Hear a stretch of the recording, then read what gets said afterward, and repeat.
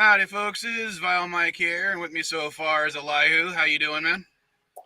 Physically here, maybe not mentally. I can understand that. Still on the first cup of coffee. I'm on cup number 2, actually. This is how Spider-Man Avengers should have ended, by the way. That's what? This is how Avengers should have ended.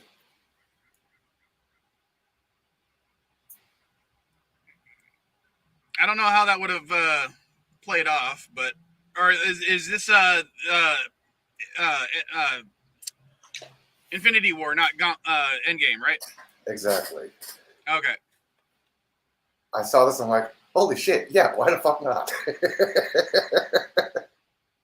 That's what he did. Well, there's a series of shorts that I've seen where it's like they're like always doing whenever they do something about Iron Man, the guy ends with, because Tony's always learning from his mistakes. Uh-huh. And it's like, that's definitely a spot where he would have learned from his mistake. Yeah. Try not to get the glove at the end. Just get stoned. Hello.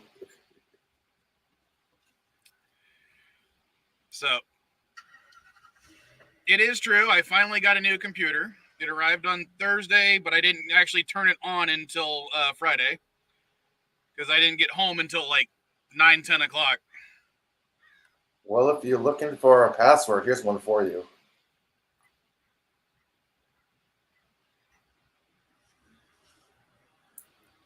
Yes, nerds will get this.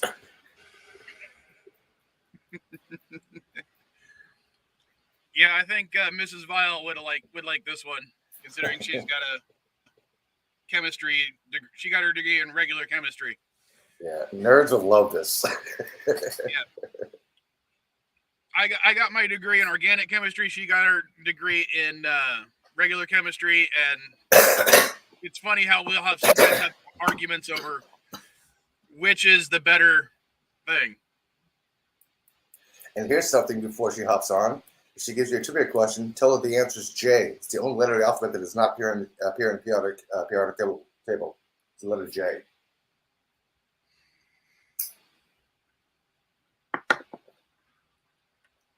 So, one of the things that I'll go ahead and bring up now, even though we don't have a lot of people here, I've basically decided that JeopNerdy is not going to be done on this channel anymore. Okay. And I'm not going to go into explaining. Oh, how you doing, Yvette? Hello. Hey, Yvette. Just made it. Yeah, I don't know if you just heard my announcement, but yeah, I've decided essentially that JeopNerdy will no longer be on this channel. Ah, right. Okay. And that is because of a few things that's been going on, but also I've decided to create JeopNerdy's own channel. Okay. So that is a link to the new JeopNerdy channel. It is just called JeopNerdy. I have no subscribers right now because I only created it a couple of weeks ago. So whoever wants to be the first subscriber, let me know. Possibly Yvette, the way she's looking at her computer. I'm trying to. I did it. Damn it! Now I'm number 2. You just beat me, girl. And basically, I will be doing it on that channel exclusively because I want to keep Vile Mike basically its own thing for a while. That way I can say stupid crap that won't get JeopNerdy penalized. So are you going to upload some of your shorts on the channel? Yeah, that kind of stuff. But basically, I'm just spinning it off. I'm going to keep the same Patreon for both. Because I'm still going to be the host of JeopNerdy. But hopefully I can get stuff to work the way I want it to. I've been trying to get stuff working on it. but it's just been a pain in the ass. Hey, Jordan. Hey, Jordan and Carlos subscribed. Woohoo! Oh, Jordan said he was first. Well, I had to organise a picnic for Mum so I could be here at 4. Oh, well, Takes that's nice. a lot of working out, but enough notice I can just about do it. I mean, just about do it. But yeah, I'm here. Well, here's the thing, though. I want to talk about, like, what times should I do it? Because I'm going to keep the CNAStream the way it's been on Sunday mornings. Mhm. It's a nice, calm time where people aren't necessarily, well, I'll say Sunday mornings for us Americans, not for you, Yvette, I'm afraid. And it's not even mornings in all of the United States. It's morning for California. Yeah. But what times do you think would be a good time to do JeopNerdy during the week? Well, I always found 5 p.m. was okay. I had to work around that. If you were springing one on me that you needed me on, because I had to cook my dinner really quick if you wanted me on there. But if I know I'm going to be on there, 5 o'clock's fine. I can reorganize in advance. That's 8 Well, 5 o'clock your time? 8 a.m. our time, dude. Well, in that case, we might need... we might make it a floating time. Mm-hmm. And then people can just watch the repeat, or at least watch the stream when it comes out later on. Mm-hmm. Because I was thinking, like, maybe doing one a week, but like at Saturday night or something like that. But Saturday night might be, or, you know, maybe even something stupid like Wednesday night. I don't know. Because Wednesdays are the nights I usually hang out with Caddy. Yeah. So I could, like, after I drop her off, I could do a stream. Mm-hmm. Well, StreamYard allows you to do 5 minutes, 10 minutes, 15 minutes after. So do like an odd time, like 10 minutes after the hour or 5 minutes before the hour. That would get actually somebody's attention. Thank you for that, Carlos. Yes, that is absolutely true. Would help if I actually put my microphone in front of me. Do I sound better now? I should have said floating time slot. Time is like a river. It bends and flows and ebbs. Only in the real world. That reminds me of that Zelda Ocarina of Time. Time is like a river, and the Master Sword is the ship that allows you to go to each port. Or some quote like that.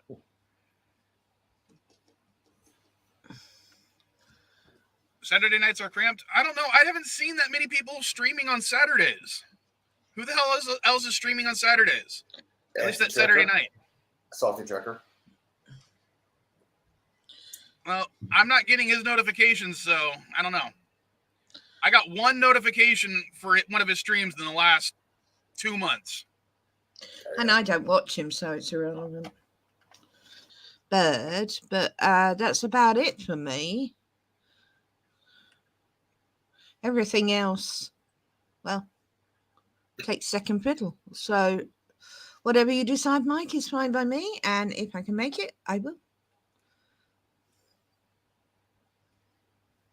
I've got a new avatar, by the way, guys. Ooh, nice blue eyes. Yeah, well. Who made that one for you? I made it. Oh, okay. Then you're a much better artist than I am. Not really. Is that the bit emoji?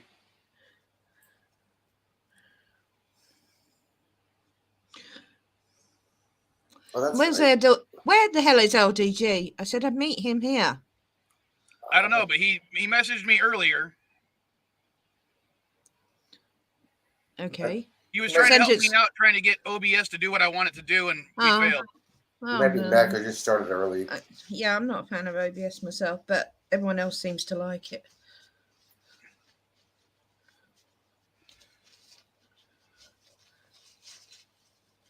So what is the next JeopNerdy going to be? Hey, Cinnabon. I don't know yet. maybe we'll do a live stream on that channel just to discuss it. Because we could bring back the calendar that got screwed up. Oh, there's LDG. Or we can come up with something else.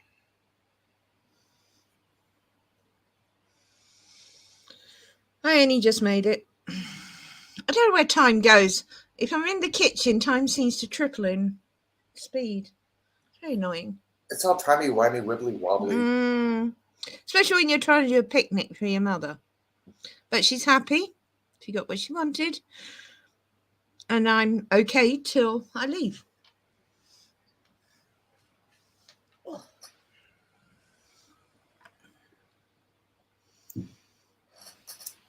So that was a big announcement, the new JeopNerdy channel. Yeah. Okay, so I am your first member, or rather your first subscriber.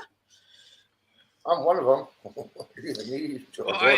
I'm doing well. Definitely appreciate it so far. Hopefully you guys like the layout so far, even though there's nothing on there. That's very good.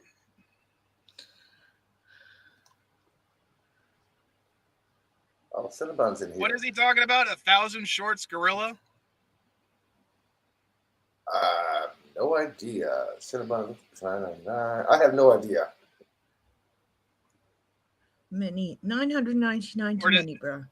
Or is he just saying that he's posted 999 shorts already? Mrs. Wiles in the house. How you doing? Hey, Mrs. Wiles. Buenos dias. Yeah, she reminded me. She told me earlier in the week, but I forgot because I'm a guy. She took the kids to the circus out in Mexico. Oh yeah, this is for you, Mrs. Vile. Elihu wanted to show you that. That gets it. You know, code breakers have that in them. I love this meme. Why are you mad, Cinnabon? Don't be mad. It's Sunday. The sun is shining. Yeah, it actually is. The sun is shining right now. Only behind the clouds. Oh, no. It's pure blue skies out there. But it is like 4:10 here. So we've only got another 5 hours of sort of sun cooling down and going to bed. Yeah, sunset at 9:33 p.m. The moon is 81% full.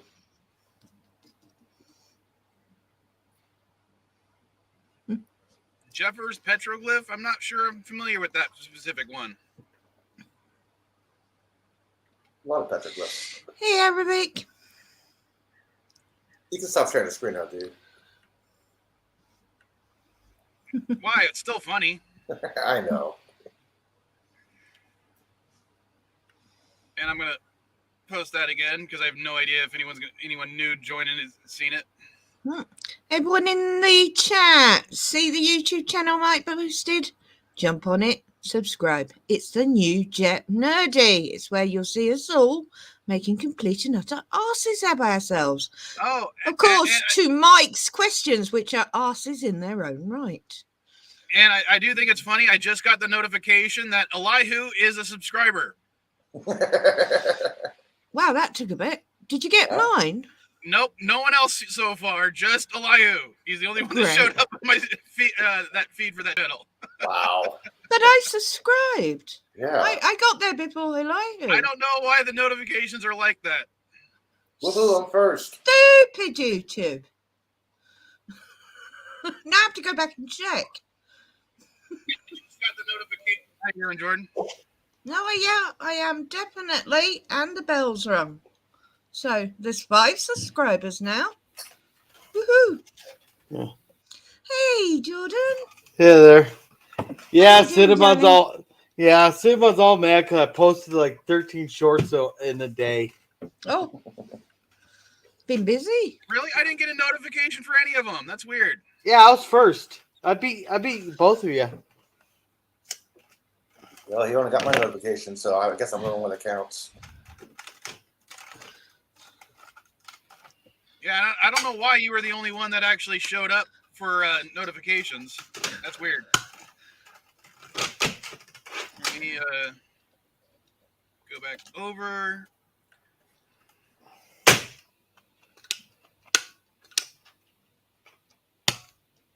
There's no boards in there. What? Okay, hold on. I'm gonna make sure for a second that I'm actually subscribed to Jordan.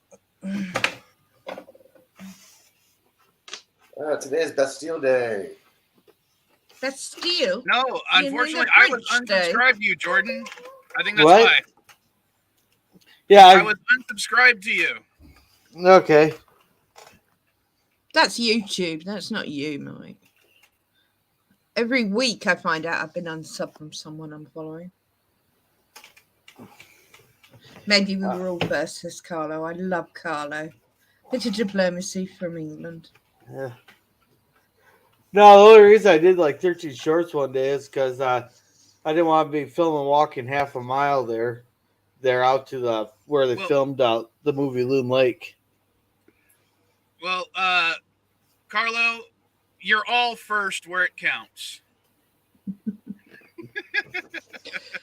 So I do have a question, Mike. What up? How's the new computer?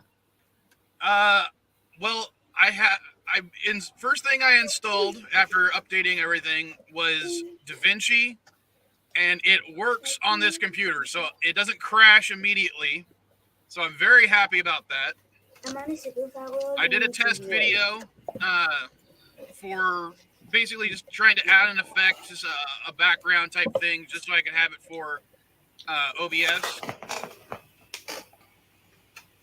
And it worked I just haven't seen fine. DaVinci in years. DaVinci Resolve? I can't remember. But yeah, I have used DaVinci. I'm sure of it. Yeah, it's a good It's slideshow ringing program. bells in my head, so. It's a good slideshow program. Yeah. But Carl said.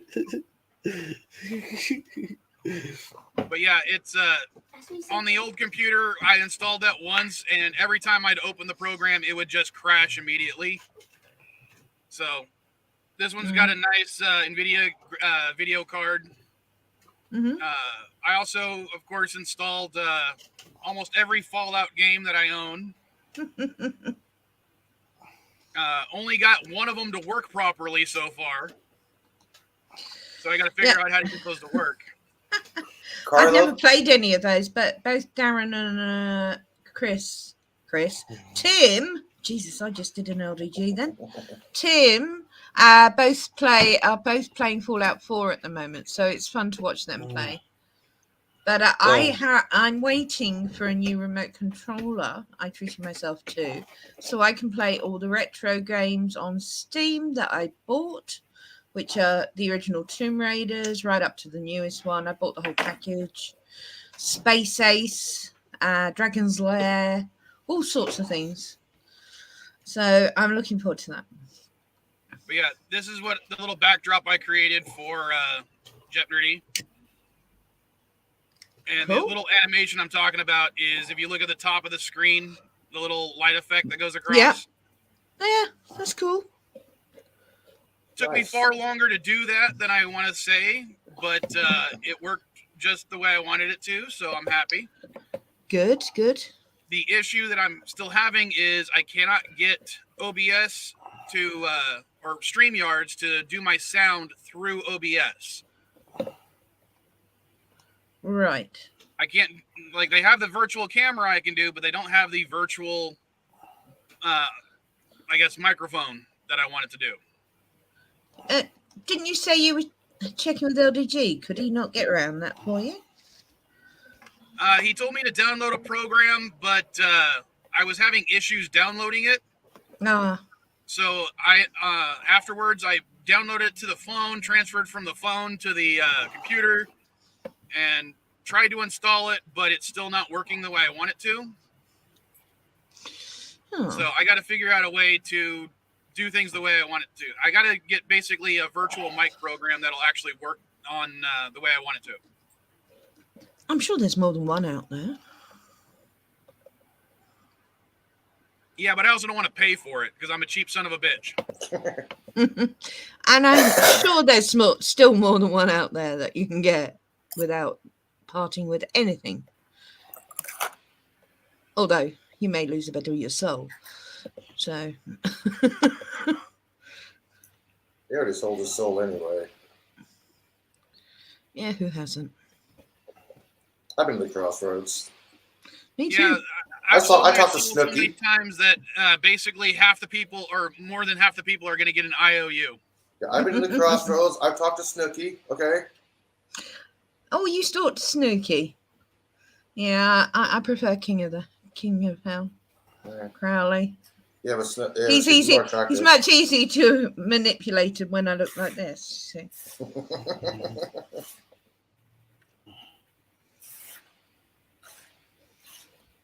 LDG said he was coming. What's he effing doing? He's in the chat. Well, he was in the chat for a second. At least he did a wave thing. Yeah, the guy who wanted 10 o'clock start, there's the one that was late. Mm-hmm. I know.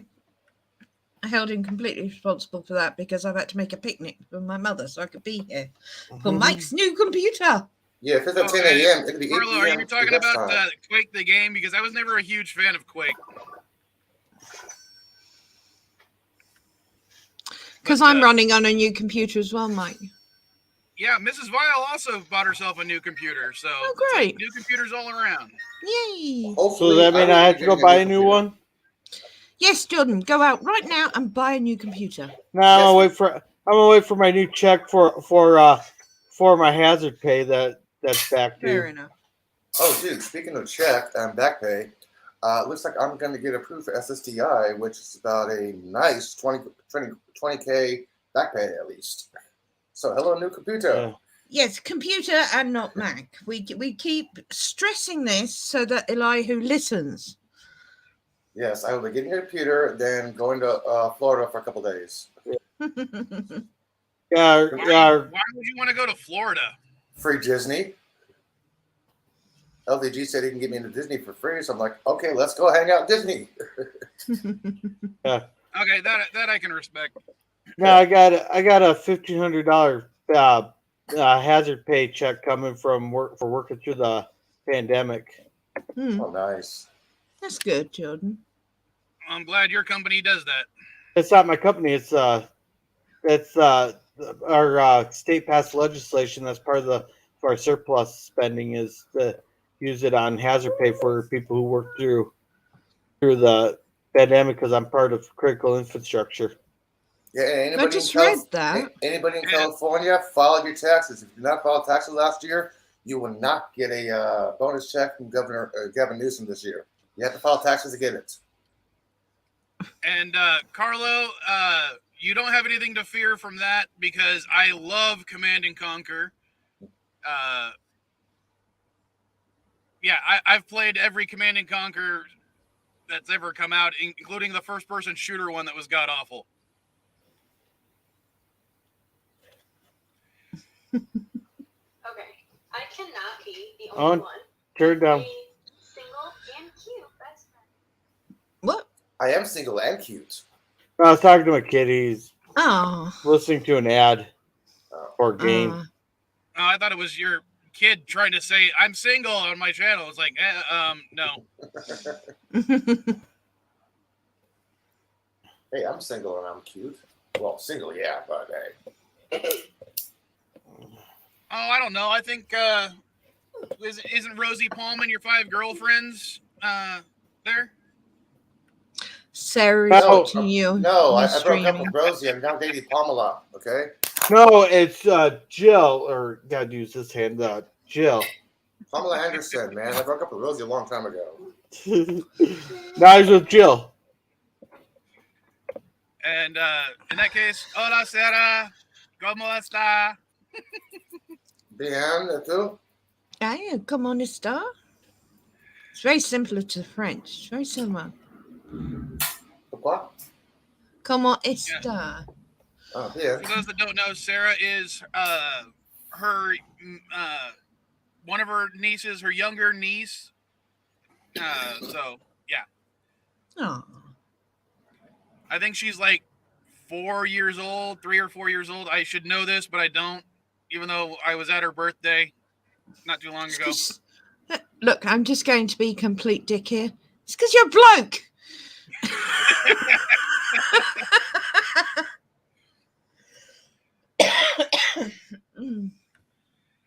And yeah, I didn't hate Command & Conquer 4, but it definitely wasn't on the scale of like Red Alert 2 or 3 or 1. I remember playing 1 on the PC and then going to playing the PlayStation and Nintendo 64 versions and hating them because I couldn't use a keyboard. RTS games are one of the few games I like using a keyboard for. Because I'm kind of a PC heretic. Like when it comes to my Fallout games, even when I play them on a computer, I still like to use a controller. The only games I have on Steam is Risk and the Orville. The Orville has a game now? Well, it has the interactive fan experience thing. You get to tour around the ship. And I've got it too. Play other people. They even updated the bridge to reflect the new ship, the new series.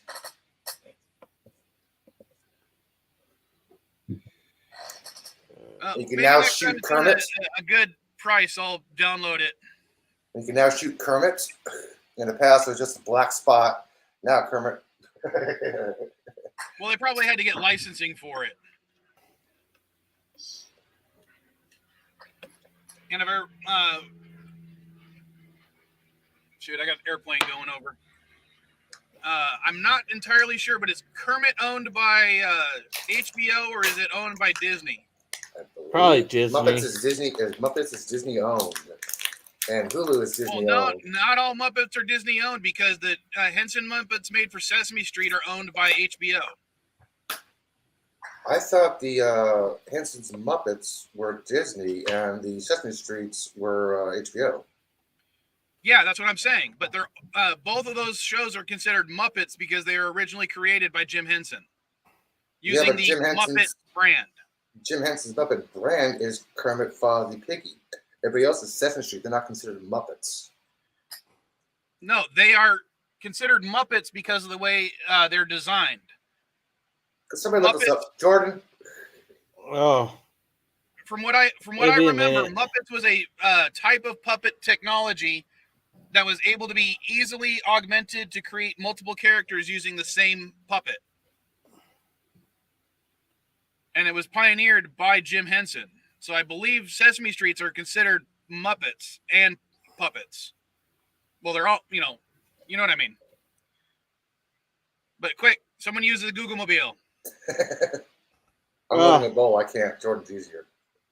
Oh, I'm in a bad spot that I can't save right now. Oh, damn. I'm loading a bowl. I can't. Yvette? Oh, here, just give me a second here. All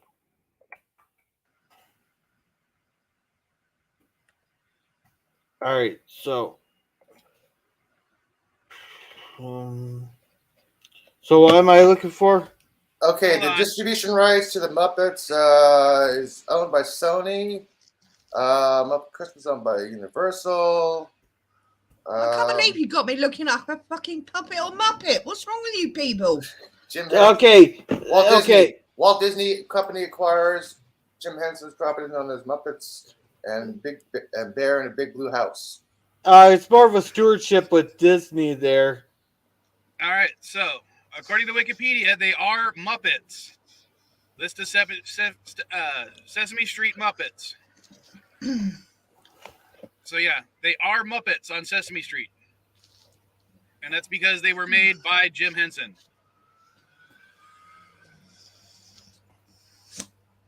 Okay.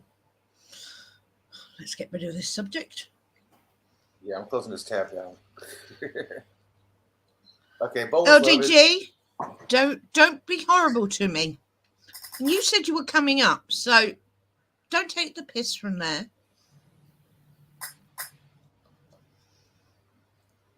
Yes, put the big puppets on the screen. Arsehole. Because the internet's made full porn. Full Well- porn. Okay, LDG, Jim Henson died in the 90s, so I don't know what that you're supposed to make by that. Yes, it's all fake news.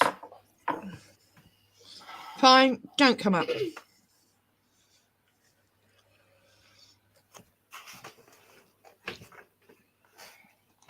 I guess he won't.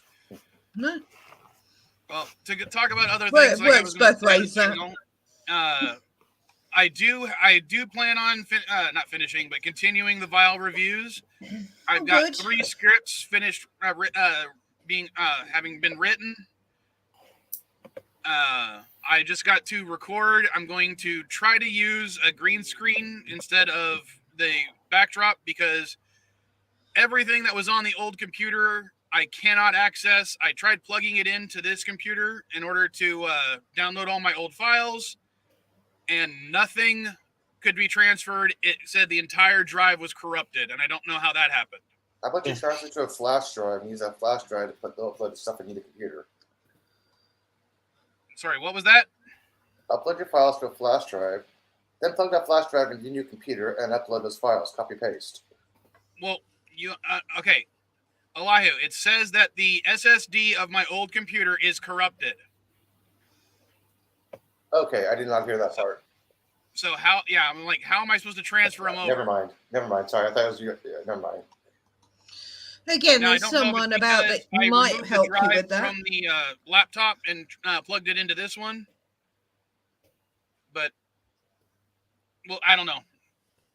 Maybe when I removed it, I did it wrong, even though I was wearing, gloves. I was wearing my little surge device.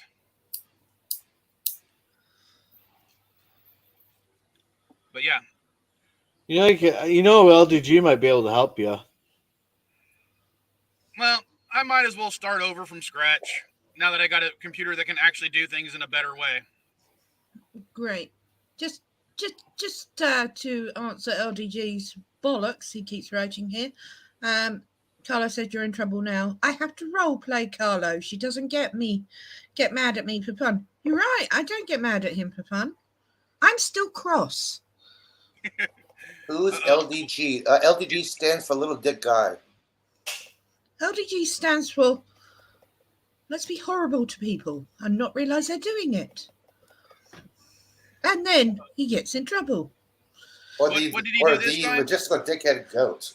No, I'm not going into it. I can't be bothered. I'm still angry about the whole thing. So, yeah. Well, better be pissed off than pissed on, unless you're into that sort of thing. Oh, yes. I, in all honesty, LDG, I think it's funny every time you post something like that on Twitter about, a truly free and open platform. And I'm like, I made one joke on one of them once about 8chan because I don't think you got the joke about why I said that. Does anyone else here know what 8chan was? No. I'm sure you guys have heard of 4chan, right? I've heard of Jackie Chan. Okay, well, 8chan was basically an experiment where they were going to do a truly free speech platform where no topic, no speech, no nothing would ever be denied for any reason. That sounds like True Social. But True Social didn't do that. They blocked me. Well, Truth Social was never meant to be a free speech platform. I know that's what they No. were saying, but no. Yeah. It was Was never this meant to be like- free speech. Was this like a shoot off from 4chan by any chance? Yes, it was a offshoot of 4chan. I was joking, but irony. Love it. But basically, within a few months after it was created as being a truly free speech platform, it was became shut a down. haven for child porn and Yeah. racist and bigot. Yep, that's what free speech does. So You're allowed to basically, say the everything. host country originally tried to get rid of it, and it's popped up a couple of times under a few different names. But it was just a complete and utter disaster because it got to the point where, you'd say something like, I like Star Trek, and the very next post would be someone saying something bigoted or Yep. someone posting child porn onto your thread.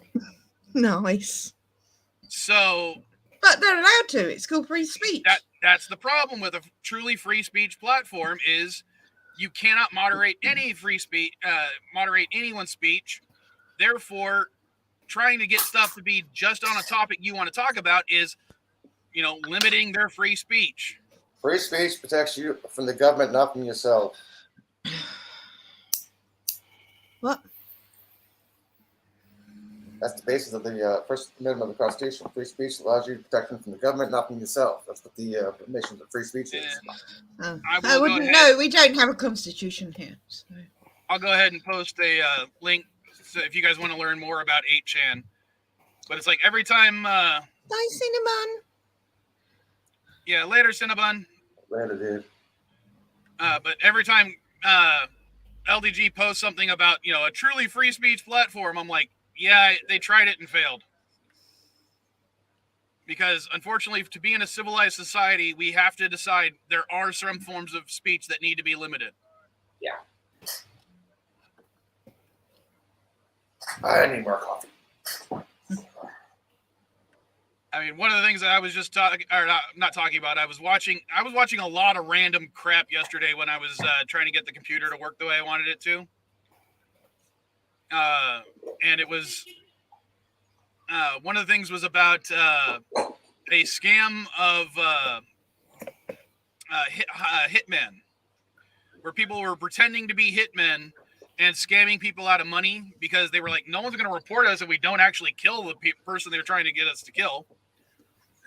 But I was like, that could be another thing that would be very limited on a free speech platform.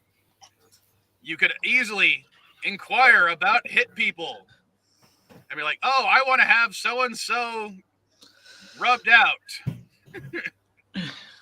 Well, you can still easily do that on any platform. No, you don't want to say that. You want to talk about wet work, okay? So, yeah, it's just, as a I'm taking society, somebody's shoe shop and that's the cement shop. there are certain things that we've decided that we're not going to, certain types of speech we're not going to tolerate. And unfortunately, I don't think a truly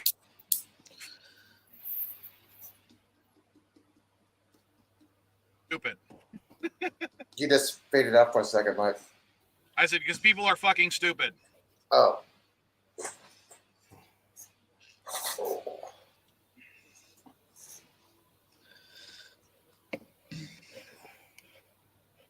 Well, I kind of agree with you there. I think if people didn't have a platform where they could be anonymous, things might be different.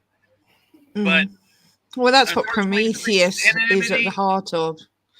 Yeah, anonymity is something that is inherent when it comes to free speech. When I see a poster nailed to a frickin' telephone pole, it doesn't tell me who actually posted that post or put that poster up.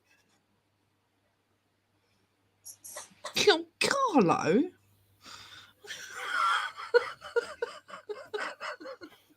Dude. Wait, Elihu, do me a favor and hold up, or not? It wasn't Elihu. Sorry. Hold that. Jordan, hold up your girlfriend Jill again. All right, just a sec. that way you can you can think about that, Carlos. Oh. I'm not turning my camera on. I still have no shirt on. No comment about that. And my hair is messed up. At least you still. Don't worry, Mike. I was at least courteous and decided to put a shirt on in case I turned my camera on. Well, I just don't want to turn my camera on right now. Well, I was trying to throw a bra on at like 4 p.m. on the dot. I'm like,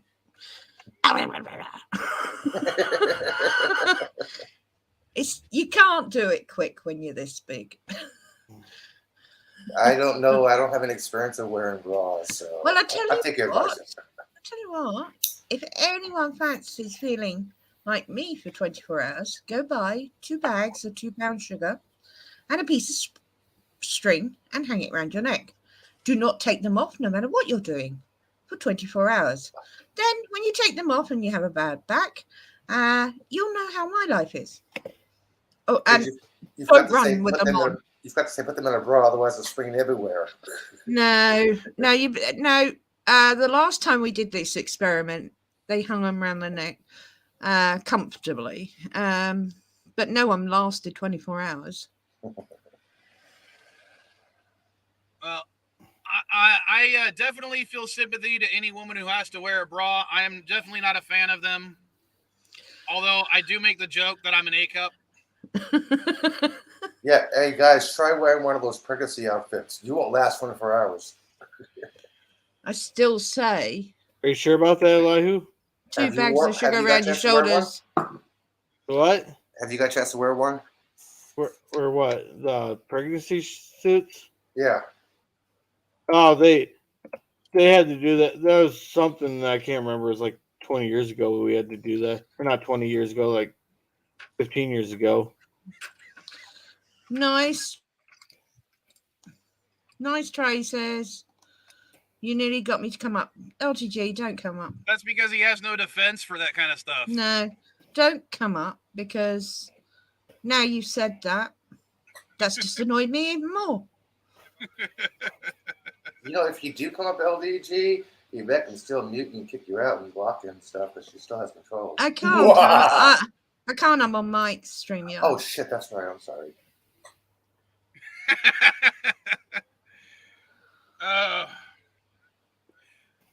Actually, I recently had a conversation about this because, I got to tell you guys the story that happened on the 4th of July. All right. Because all the kids were with their moms this 4th of July, and, you know, Mrs. Vile's in Mexico, I basically was spending 4th of July alone. So I decided to actually work on the 4th of July. Mm-hmm. And I hit a couple of my stores. As you guys know, my day job, I'm a merchandiser at Walmart. Right. And as I was leaving my second store, so I need to make sure you guys understand this. I was not a witness to this. This was told to me by a security guard after everything had happened. So I'm leaving the store.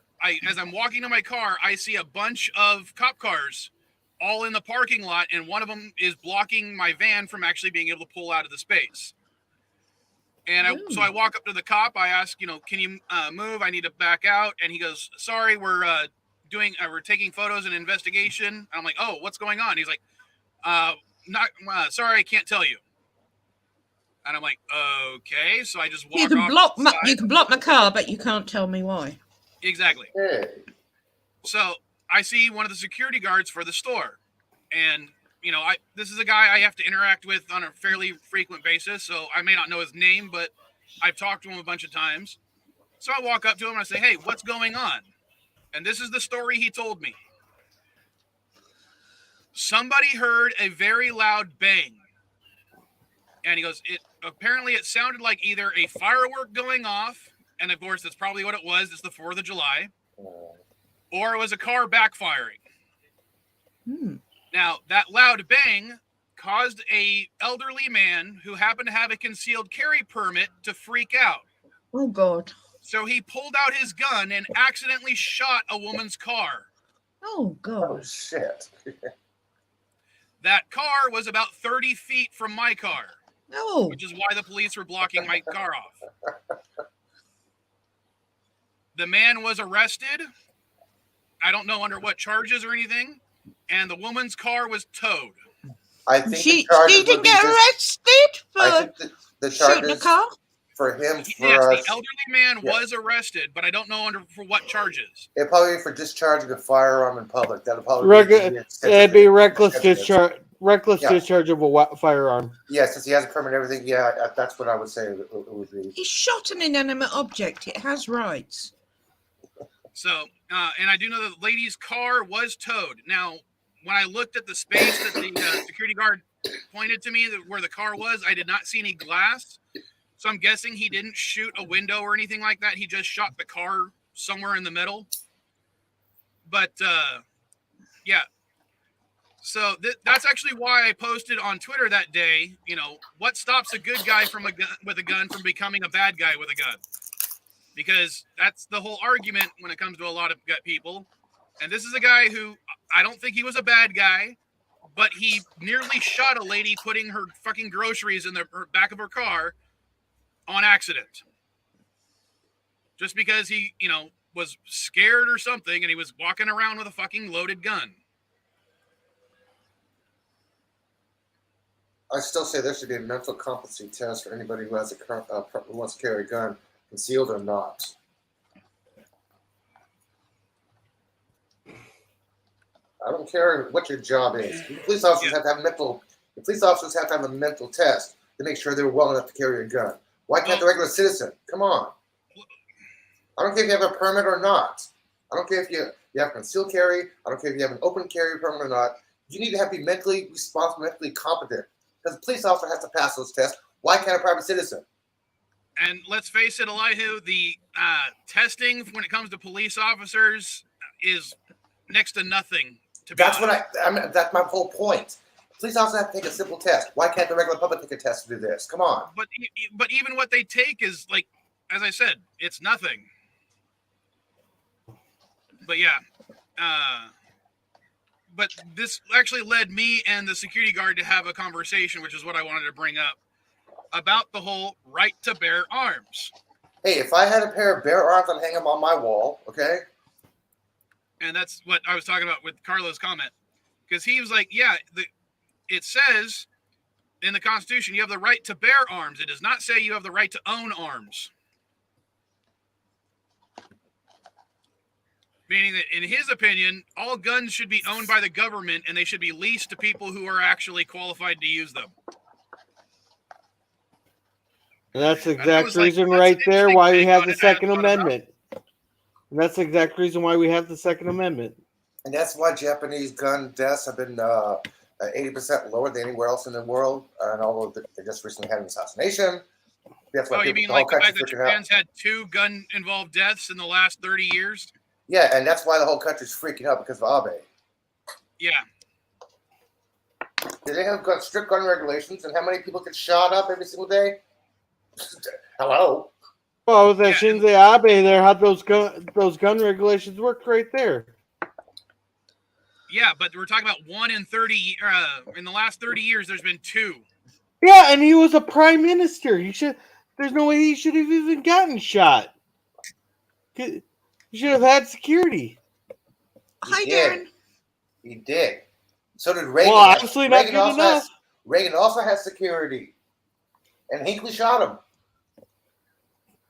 I forgot the asshole's name who shot up the ballpark, Kathy Gifford. They had security. And they were still shot.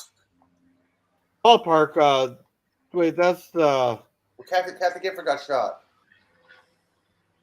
I don't recall that one. That must have been... Darren is correct. Scott Kelly's it does wife? say to keep and bear arms, but it still does not say to own. And that was the point the security guard was making. Because he thought it was funny how this guy, he's a security guard, and he can't walk around with a gun, despite being a security guard. Is he in California? It doesn't matter. In California, you have to have a special license, and his company specializes in unarmed security because they do theft prevention, not law enforcement. So there apparently there's something different within the context of the law when it comes to that kind of stuff. So,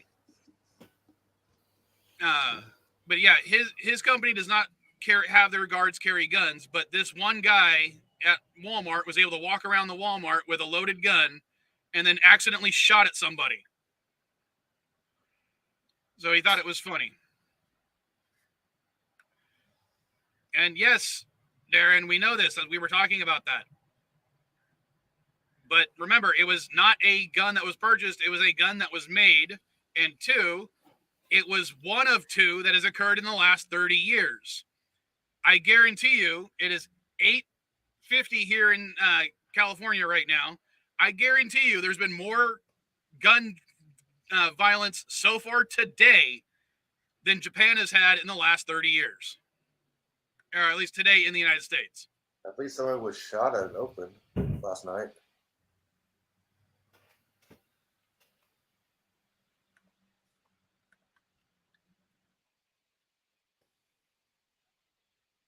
Yeah, Oakland has a big gun problem.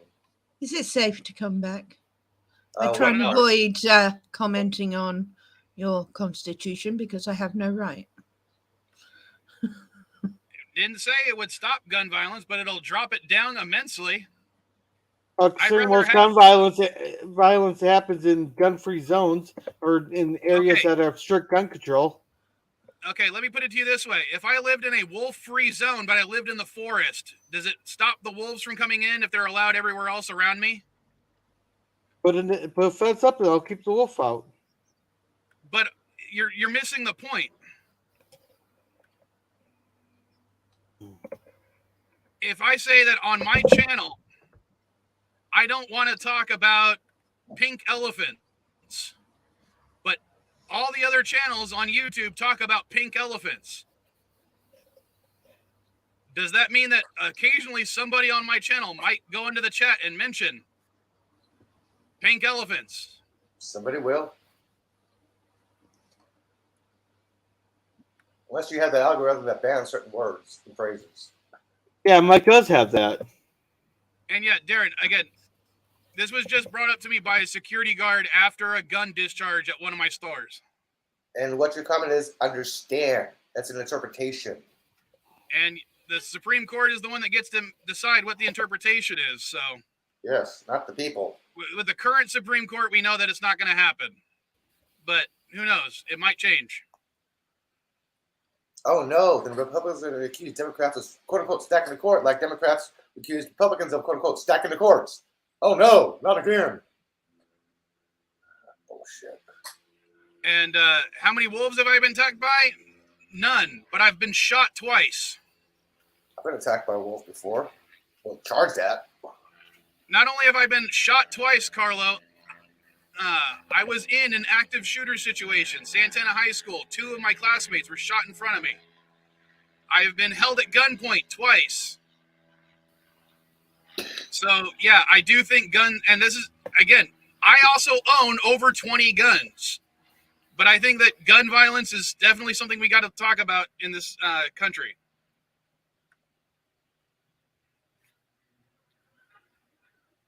We're not talking about during your military time, Darren, if that's what you're referring to. We talk about civilian life. Well, here's a question for you, Mike. Why does everybody keep blaming the inanimate object instead of the person wielding that inanimate object? That's why I said mental competency tests for everybody who wants to carry a gun. Open permit, open carry, concealed, whatever. If someone is not allowed to get a driver's license and they drive anyway, should they get in trouble for it? That's a misdemeanor. It's a misdemeanor. Just $200 fine. It actually depends on the judge. If you do that more than once, the judge can sentence you to the county jail for a year. Actually, Darren, all of my guns have been disabled. All of them have had their firing pins removed. Some of them actually been welded so they cannot be used.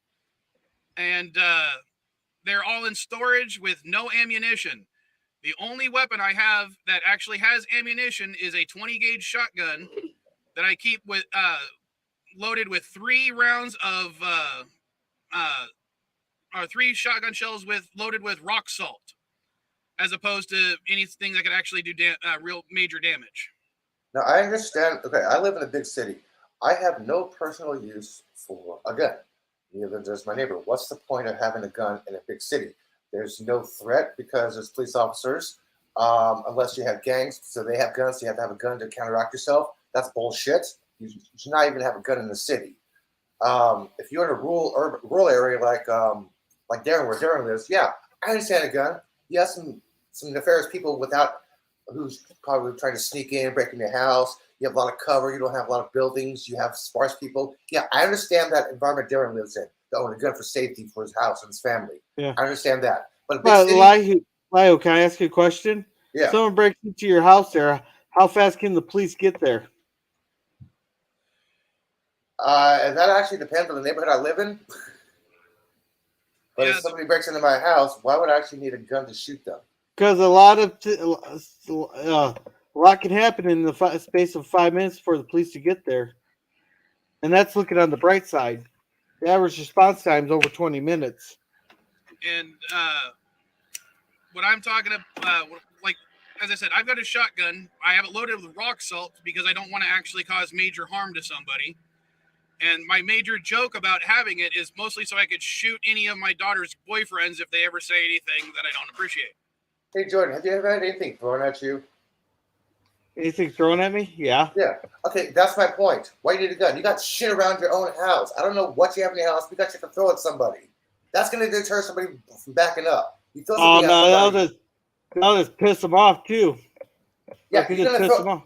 Yeah, you're not going to expect to get something thrown at you when you break into a house, right? No, that's least out of your concern is getting something thrown at. So these people they'll expect something to be thrown at. Also, people will be expected to get stuff thrown at them to break into the house, and they'll just piss them off even more. And let's see. Yeah, how many times have you been broken just on that July 4th, we had 1, 2, 3, 4, 5, 6, 7, 8, 9, 10 mass shootings in the United States on the 4th of July of this year. And how many of them were in heavily gun-controlled areas? Well, let's see. We have Boston, Massachusetts, Minneapolis, Minnesota, Kenosha, Wisconsin, Sacramento, California, Highland Park, Illinois, Kansas City, Denver, Corona, Chicago, Richmond. Well, I heard about 5 that I know are heavily controlled. North Carolina. In this context, it refers to at least 3 casualties.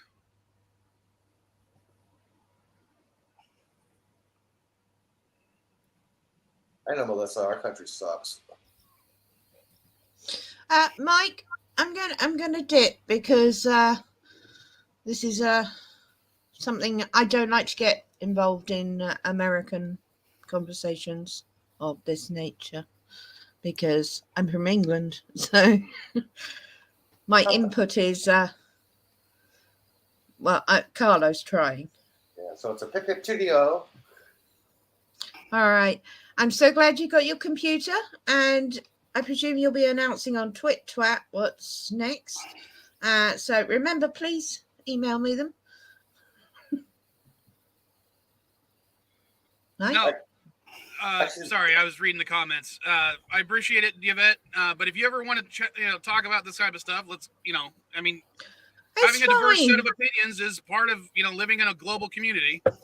How about we just change the subject so Yvette doesn't have to go? No, it's fine. I do have things to do anyway. So I've been here an hour, so I can go sort mum out. That's good. And maybe LDG will come up now I'm leaving. So. Have you drugged your mum yet? No, that's what I want to do. Okay. All right. Well, if you want to come back, you're always welcome. Thank you, Mike. And I'm thrilled you got a new computer. Same here.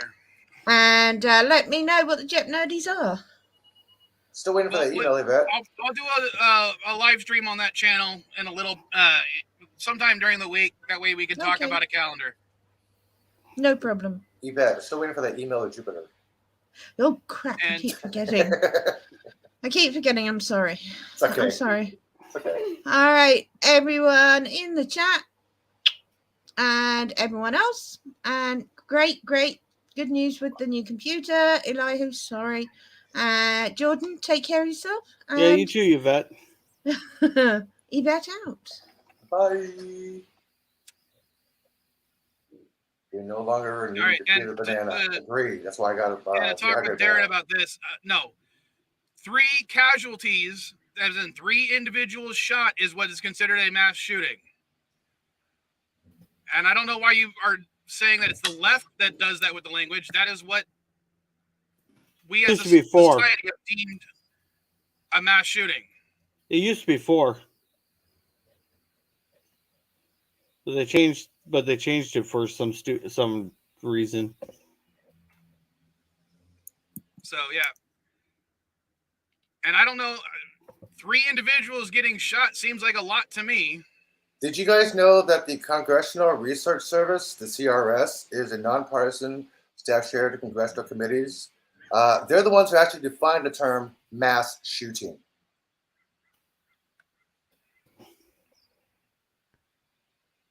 They operate within the library of Congress and work formally directly with members of Congress and the committees and staff and confidential nonpartisan biases. So there you go, Darren. It wasn't the left, it wasn't the right who defined the term mass shooting.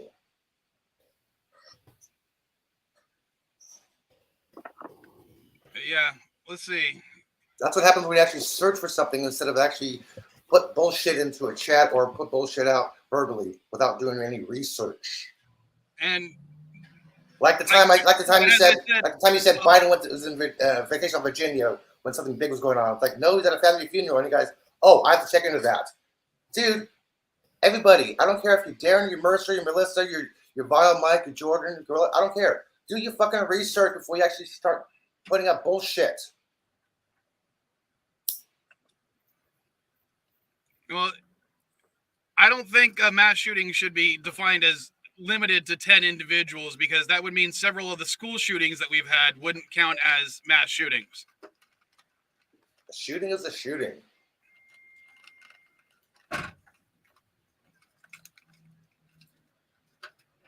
But yeah, even as I said, just today, there's been 2 mass shootings in the United States, July 10th. And that's more than Japan has had in 30 years. If you have done your research, then why'd you say the left made up that the term mass shooting? I just told you who did.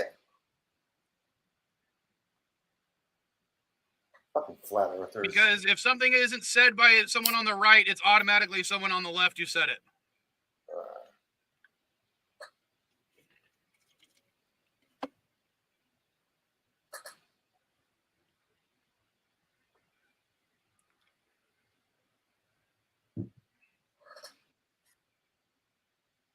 So has anybody seen Love and Thunder yet? Nope. I haven't had the chance. The entire weekend, ever since I got the computer, I've been working on the computer. No. I just finished watching it last night.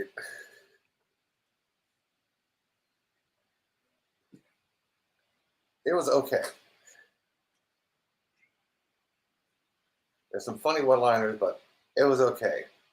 I think Takiki Wadi, whatever you pronounce his name, went a little overboard on the screaming ghost. Darren. But we're talking about the amount of gun violence. How many instances of gun violence has Japan had in the last 30 years? They've had 2. We've literally had more than that just today in the United States. 2 in 30 years versus 2 today. You're literally comparing apples and oranges here.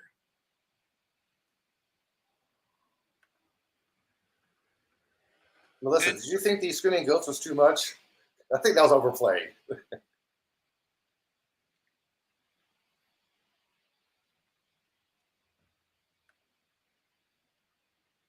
You know, that's still 11. That's still too much. Per capita. That's still 11. That's still too much. It should be like 2,000. But you're still talking about, we're still number 1 in mass shootings, period. Before 56 or after 56, India? Before after the partition. It increased after the partition. Yeah, what statistic are you using on that?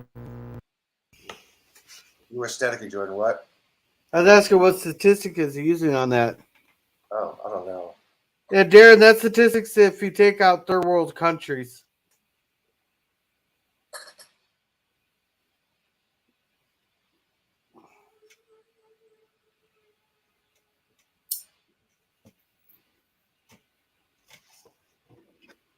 Oh, in case anyone wants to know, there's 2 end credit scenes for Love and Thunder.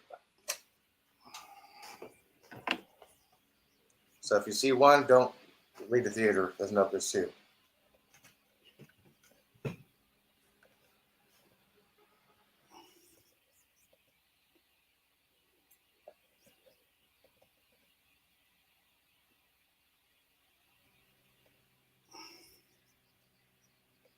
Wow, the crickets don't even have anything to say. Well, I haven't even really seen. I never even heard of the movie, so. Well, the weekly wrap-up is on today at 2 p.m. Pacific with Chris Knight.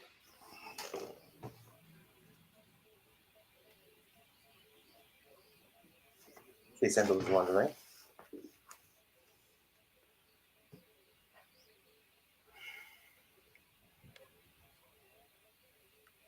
And I think this is what he's talking about.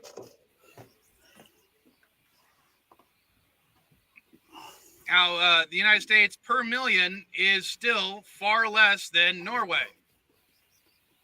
But we're talking about death rate per million people from mass public shootings.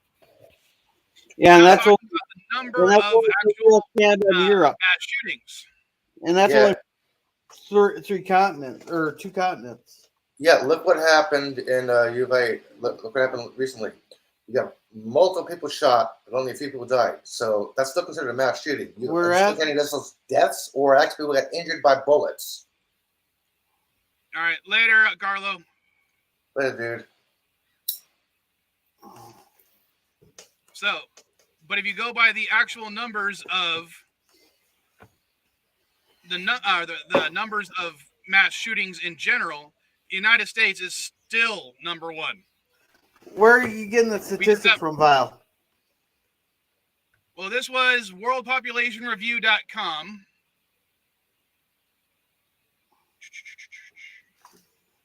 And let's see.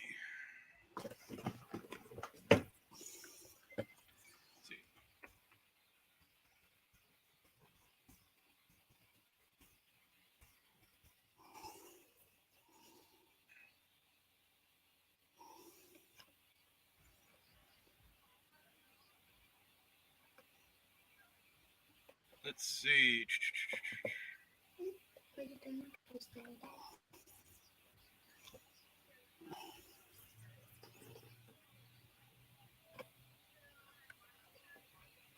Not Wikipedia again.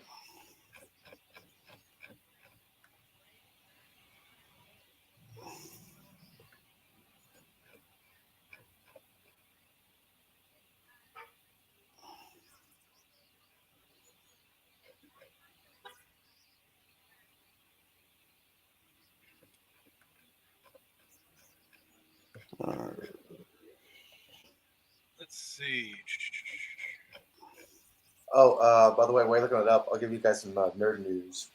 Captain America 4 has a director with Sam Wilson, and Chris Evans responded saying, quote, Sam Wilson is Captain America, unquote.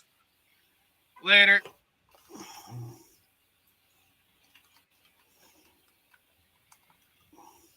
Now, if you're talking about individual mass shootings,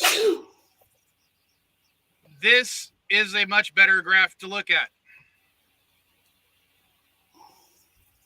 If you notice, Norway isn't on here. They've had more gun deaths per mass shooting, but less mass shootings overall, even per capita. All right, just a second. Let me get back to you. What's the BBC?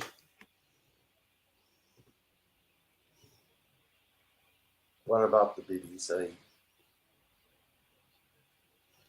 That just shows how many firearms are per 100 residents.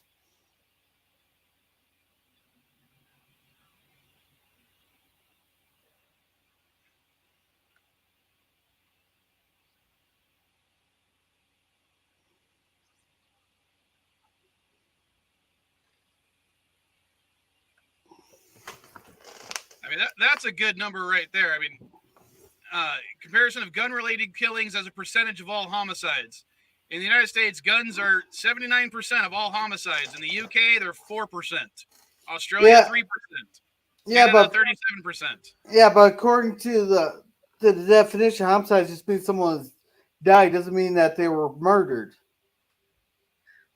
It could have been self-defense. It could have been accidental discharges. And that makes it better or worse. Well, if it's self-defense, it makes the case a whole lot better. Later, Melissa. Hey, Well, let me Dandelion put it Fluff. this way, Gorilla. There was once a statistic, and I wish I could remember where I saw it, so I take what I'm saying with a grain of salt. They were judging on the reports of people accidentally shot by their pets versus actual uses of a gun during a home invasion. And it came out that if you own a firearm, you are more likely to get shot by your pet than you are to actually use it in a self-defense. How does that even work? Considering that most pets don't have the fingers to do that. That's what I'm talking about. They, some of the things they were talking about were some guy who left a gun on a desk loaded, and his snake crawled on the gun, squeezed the trigger, and shot him. There are instances of a dog accidentally shooting their owner. Was he getting an advantage because looking for the guy who shot his paw? Yeah, I remember that comment.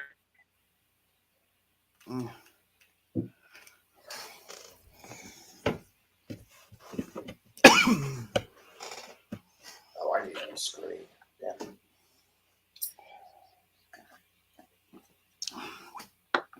What about the 500,000 to 3 million uses per year of defensive uses of firearms, or it actually saves the person's life?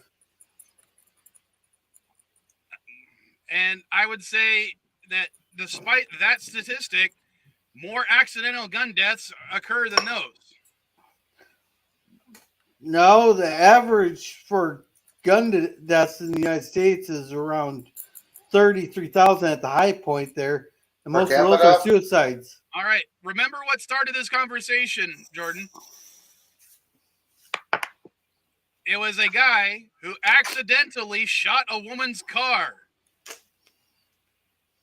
as she was loading groceries in her car. So therefore, a few inches to the right, or to another direction, she would have been accidentally shot by quote unquote a good guy with a gun. Yeah, where was this at? Walmart. It doesn't matter where the location happened. It just happened. Well, it could happen at a church parking lot. It could happen at a school parking lot. It could happen at Target. It doesn't matter where. It just happens. But California has more strict gun laws than a lot of states do. I'm not talking about. You didn't hear me, Jordan. It doesn't matter where it happened. The fact that it happened.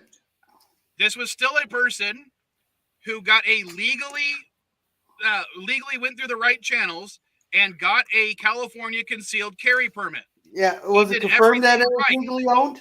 Was it confirmed by the police that it was legally owned?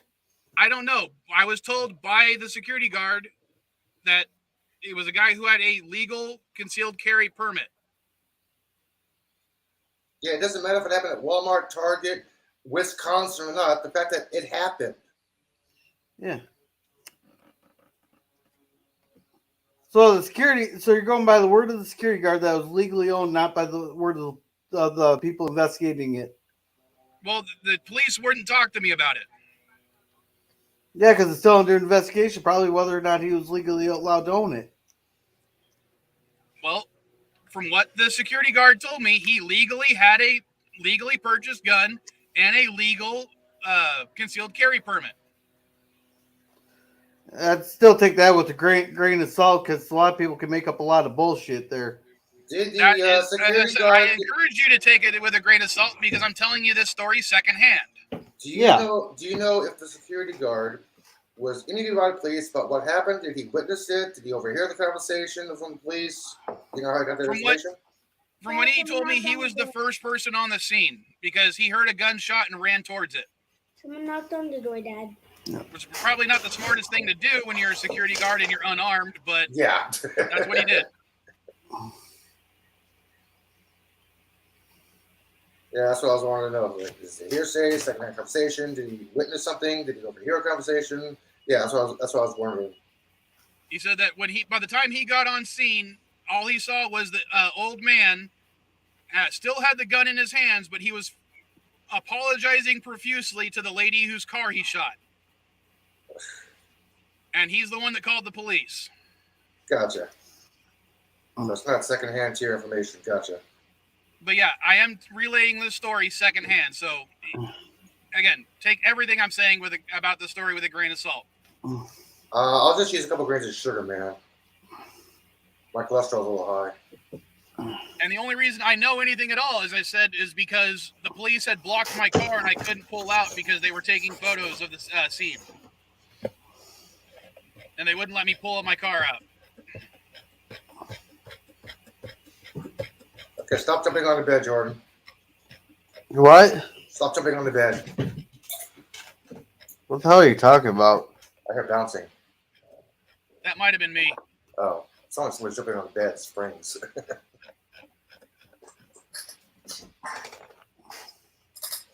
We can go ahead and change the subject. I mean, I just wanted to bring it up because I thought it was a funny story that happened on the 4th of July.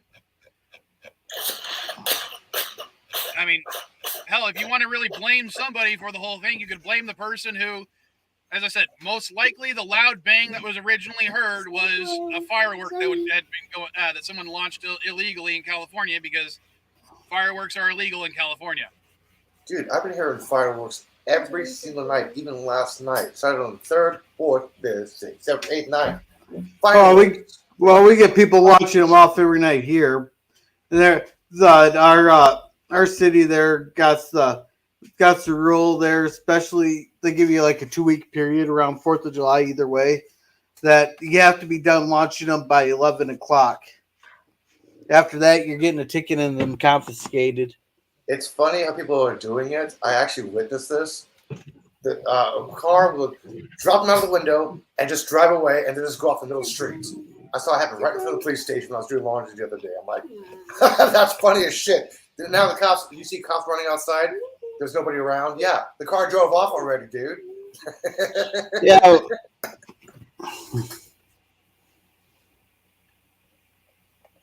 Yeah, last year they were lighting them, then running. Now they're just dropping out of the car windows and driving away. I'm like, now that's smart. Stupid, but smart.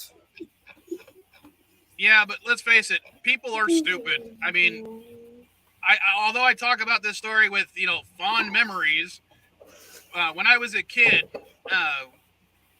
when we went to Texas, one of the things we would do is take gunpowder, put it into paper airplanes that were folded up in such a way to hold a small amount of gunpowder, light the airplanes on fire, and then throw them off the roof of the house. And this was with my grandfather and my father and my uncle helping us make the airplanes and putting the gunpowder in them as makeshift fireworks because, yeah, fireworks weren't allowed in that particular county of Texas. And sparkles are not even allowed here. Well, sparklers are allowed here in San Diego, but that's about it. They're not allowed here. Can't even have sparkles. The only thing you can have is those snakes. Yeah, screw that. If I want to see ash, I'll just smoke a pipe or smoke a bowl of something. Burn a cigarette. Oh, there's ash right there.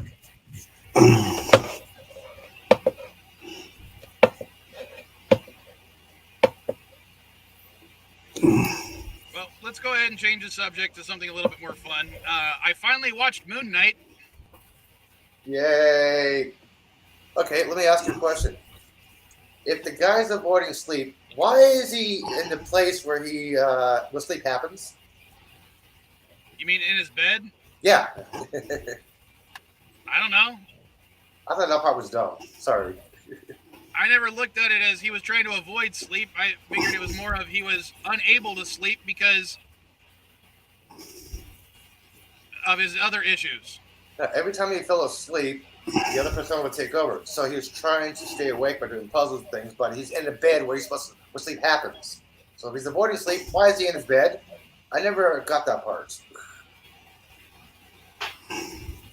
I don't know. You've never been lying in bed and been unable to sleep? No, he's trying to avoid sleep because every time he goes to sleep, his other personality takes over.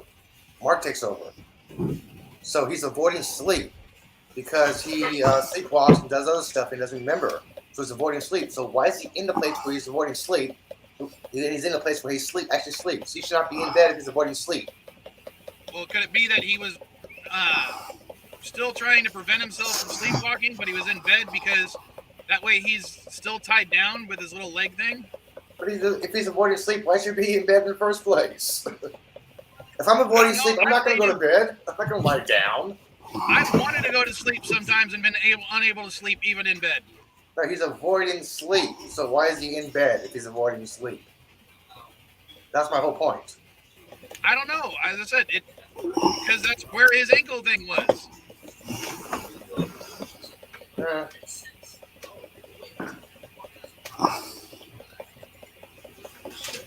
Did you actually finish the season 1?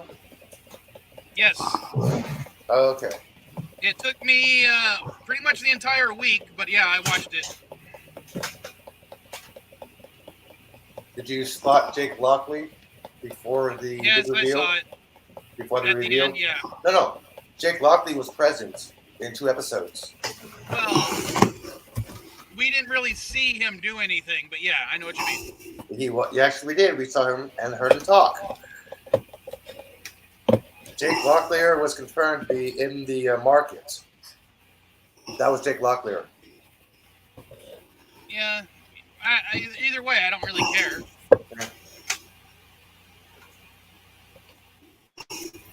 But the only thing I was kind of, I don't know if I'm disappointed with or not, is the fact that you could really say that this thing wasn't an MCU show at all because it didn't have any links to anything MCU related. Yeah. And I think they were trying to play it safe, like, we'll say it's MCU for now, but we've written in such a way that it could easily, if it's not popular, we can easily discount it.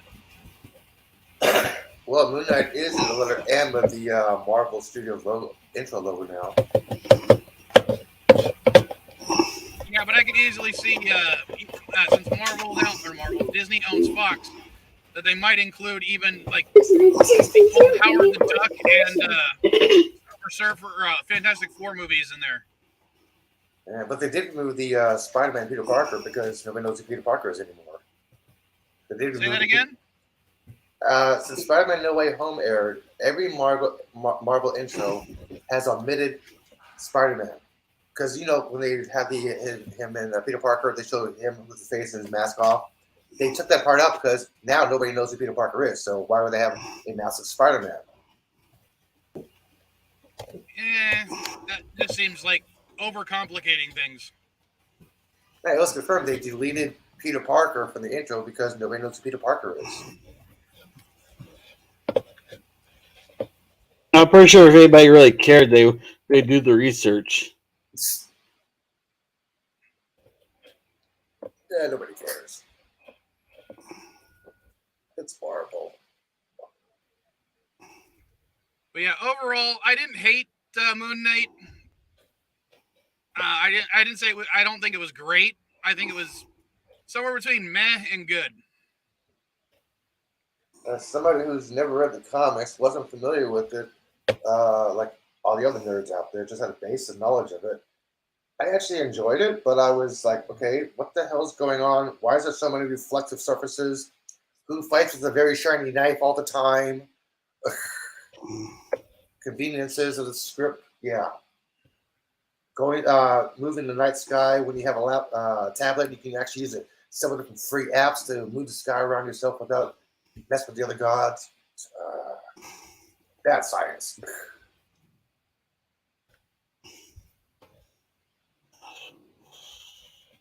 Yeah, I had problems with that.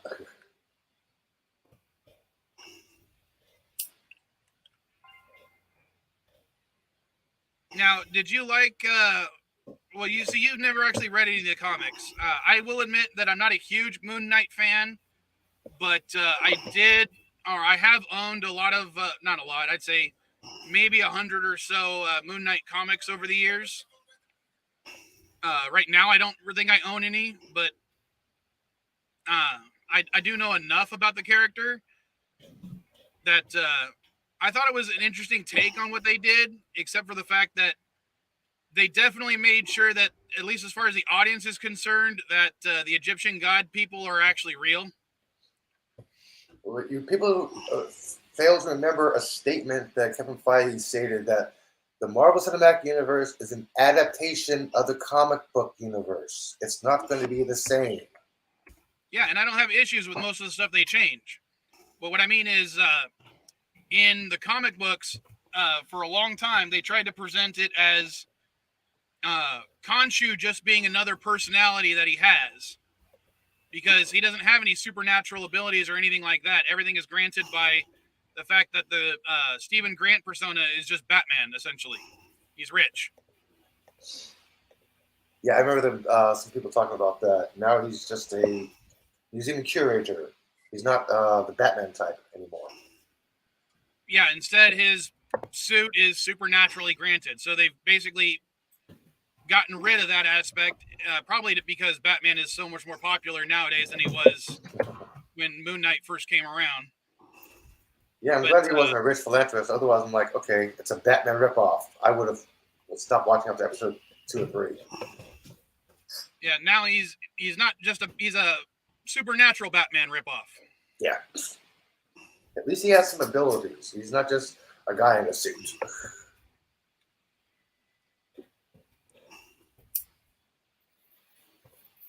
So, and I wonder if they're going to bring one of the funnier aspects of the personality thing, because later on, Moon Knight develops 3 other personalities, one based off of Thor, one based off of Wolverine, and one based off of Spider-Man. Oh. And during a very heated argument, the Wolverine personality kills the Spider-Man and the Thor personalities and takes over entirely.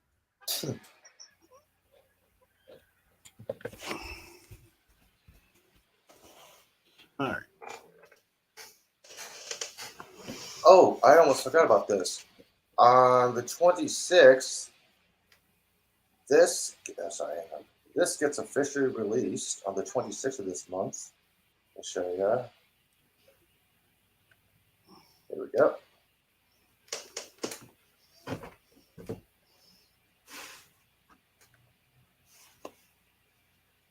Can you share screen? All right, hold on. Give me a second. Time's up. Okay. A new DC Universe movie, Green Lantern, Jon Stewart. Especially drops on the 26th. I got an early copy of it. I'm going to watch it today. Is it animated or is it live action? Well, it's animated. It's DC Universe. It's the latest animated movie from DC. And what the hell was that called again? Injustice was the last one. This is the latest one that was released. How you doing, MB? Hey, dude.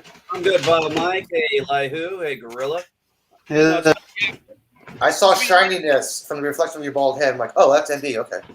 I'm just hoping that I don't see a lot of the rhetoric I saw with Justice League when Justice League, as part of the DCAU came out, because people were really pissed that Jon Stewart was the Green Lantern and not Kyle Rayner or Hal Jordan. Well, this is the synopsis. Recently discharged Marine sniper Jon Stewart is at a crossroads in his life, one which is only complicated by receiving an extraterrestrial ring which grants him the powers of the Green Lantern of Earth. That's the synopsis. There's no plot points, anything. Do you guys have Yeah, a but I can favorite? already see some people complaining, oh, they're just trying to rewrite history and get rid of the white Green Lanterns. They're, just by having the black guy as the Green Lantern, it's going to be, they're going to complain it's woke. I don't get it. John Stewart has been a Green Lantern. I mean, when was his character introduced? What, the 1980s? Yeah. 90s? Yeah, but No, I'm serious here. I mean, John Stewart, Guy Gardner, Kyle Rayner, I hate Hal the guy. Jordan. No, we all know they're Green Lanterns. Well, at least those of us who know our fucking culture. I hate Guy Gardner. yeah, but we're talking about people that complain about every fucking thing. Oh, no, trust me. I just got off a 10-minute rant. I'm going to upload it in a minute. I've been up since 2 a.m. my time. It's 12:30 now. I'm wired. I'm in busy all day. I didn't get back to sleep. And I came across this article about trying to use Darth Vader as a justification about stop dead naming Elliot Page, and I fucking lost it. Wait, what For a happened? lot of reasons. My main reason is, first off, I didn't know there was such a thing as a dead name until a couple of years ago when it started becoming a thing. And then I'm like, I went pissed because using Darth Vader as your argument shows me you know nothing about the character you're talking about. So I went on a 10-minute rant about that. Because technically speaking, if you wanted to say dead names, Darth Vader would be the dead name because Anakin Skywalker killed him. I don't understand the term Well, dead name.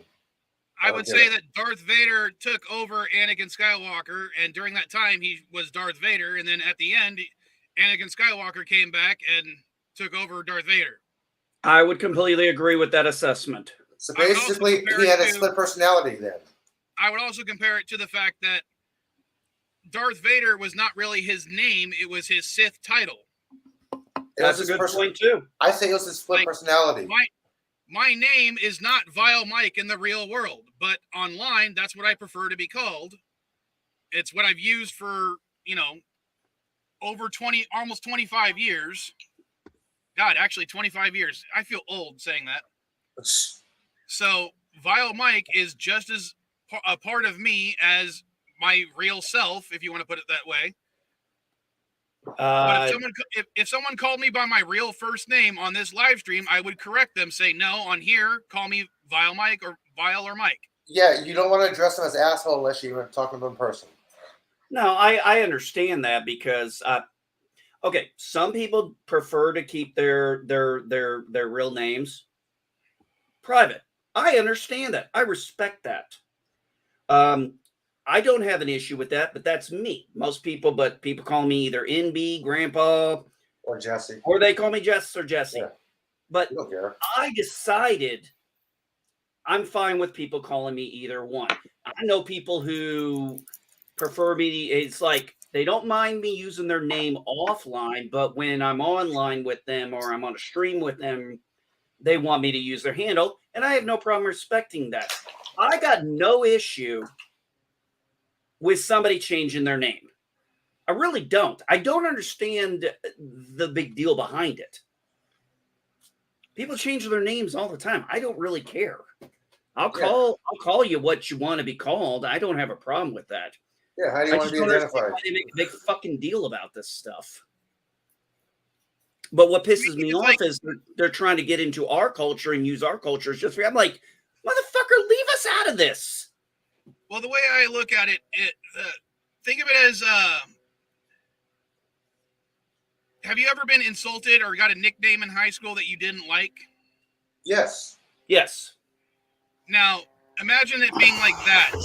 It's something you didn't get to choose, that you don't want to be called, but people, in order to get a rise out of you, call you that nickname or that name. Okay, well then, yes, that is The whole point, like the whole Elliot Page thing right now is they're refusing to use the name that he prefers to go by because they don't approve of anything else they're doing. So they are literally using it to be a dick. And I will say that is completely wrong. I don't have to agree with what Elliot Page's lifestyle choices are, but what the fuck do I care? Honestly, it's not my life, and there are plenty of people who don't.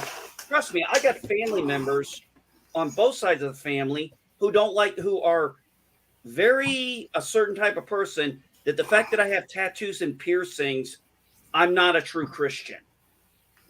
Yeah, because your body is a quote unquote temple, and you should not destroy. Well, remember, in modify the Leviticus, it temple. does say a tattoo is an abomination. So, Well, I'm not Jewish, and I wasn't part of the tribes. Leviticus is still in the Christian Bible.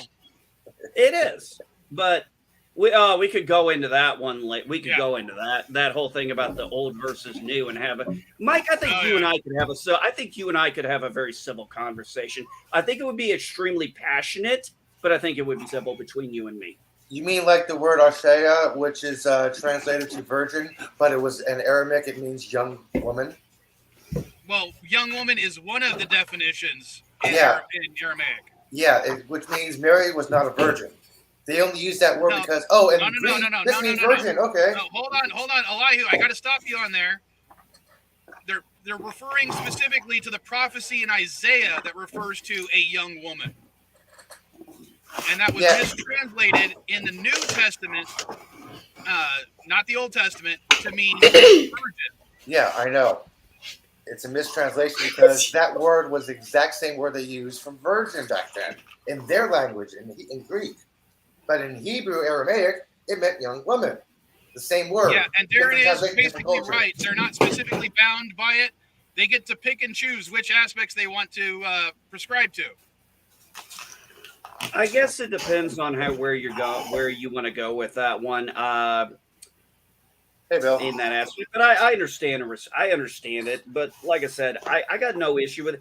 I just don't understand why these people have to drag geek culture into this as a way of saying, you guys did this, but okay, yeah, we refer to him as Darth Vader, but I do point out we knew him as Darth Vader originally in the first 2 episodes of the original series. We didn't even know his name was Anakin Skywalker until Return of the Jedi, or his former name. Empire Strikes Back. Did they say Anakin in there? Oh, yes. In the remaster they did. Yeah, I'm thinking remember, back. Empire Strikes Back is where we learn that he's his father. Yes, but I don't think the name Anakin was mentioned in the remastered version. No, Anakin was mentioned in the original New Hope, but he was just referred to as Anakin Skywalker. Pilot of a spice freighter. That kind of stuff. They didn't mention he was a Jedi at all until Obi-Wan starts talking about him. So Anakin Skywalker, as the name, was mentioned in A New Hope. I'm going to have to rewatch A New Hope because I don't remember. I just remember them always referring to him as his father. But you could be right. It's been a little while. Yeah, I think they did. I think Obi-Wan did say Anakin. He might have. I don't recall hearing it until Return of Jedi, but I am not going to say Vile Mike is wrong. I ain't going to go there because you're not drunk enough. We can still understand you. Hold on. I'm bringing up the script for A New Hope, and I'm typing in, doing a search for Anakin real quick. All right, I'm gonna grab a drink real quick. I'll be right back. But if you find it and I'm wrong, hey, cool. At least it'd be something I'm wrong about that ain't a bad thing for once.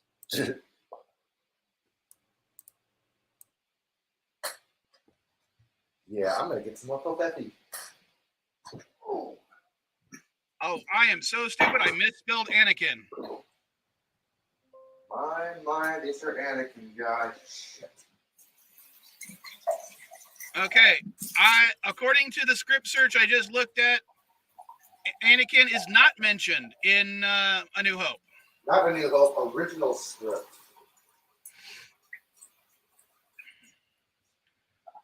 And that is in these Star Wars Episode 4: A New Hope from the Journal of the Whills by George Lucas, revised 4th draft, January 15th, 1976.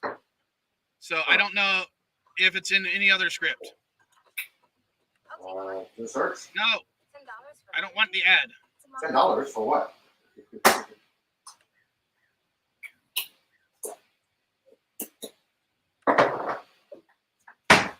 I know, I'm loud. I'm back. Oh. Oh man, if my eyes didn't hurt so bad from being up for the last almost 11 hours, I was really looking forward to reading Act 2 of Hamlet. I guess I'm going to have to postpone that till tomorrow. Oh, you're a Shakespeare fan there, MB? Actually, I have never been able to understand Shakespeare in my life until I found this. Dude, go to Shakespeare in the Park. Oh, is that the one that has like the old English and the new English Yes. side by side? Yes, it Yeah. does. I cheated when we did Romeo and Juliet and got that version from the library. That's For what I English said, Bill. class. That's what I said, Well, Bill. Got me hooked. I came across this at a Barnes and Noble store. I was looking actually for. I asked them. I was looking for Paradise Lost and the Divine Comedy. Because I've never read those, and they're on my list. And I happened to come across this No Fear Shakespeare, and I looked at him. For me, Shakespeare is a unicorn. It has been one of the few things. It's the only thing I've ever read and never been able to understand. People have tried to explain it to me, but I just never could understand the Old English. What is really nice about this is I'm able to read modern English, but I'm starting to learn how to understand the Old English now as well. So I'm getting quite a bit of a lot of the shorter sentences right now, but those long paragraphs that they do, those are going to take some time. I'm hoping by the time I finish Hamlet, and my next one is Macbeth, I'm hoping maybe by the third book I'll have be able to do almost all of it in the Old English. Okay. But I'm going to be honest, I very much have wanted to read Shakespeare and understand it literally since I started reading, and I just never could. You should check out Midsummer Night's Dream, dude. Yeah, because in 2 weeks there, I'm doing Beowulf for my Thursday streams. Now that I have read. Oh, yeah. Resolute Germ wants me to defend the 2007 version of Beowulf. Can you? I don't mean to sound rude, but can you?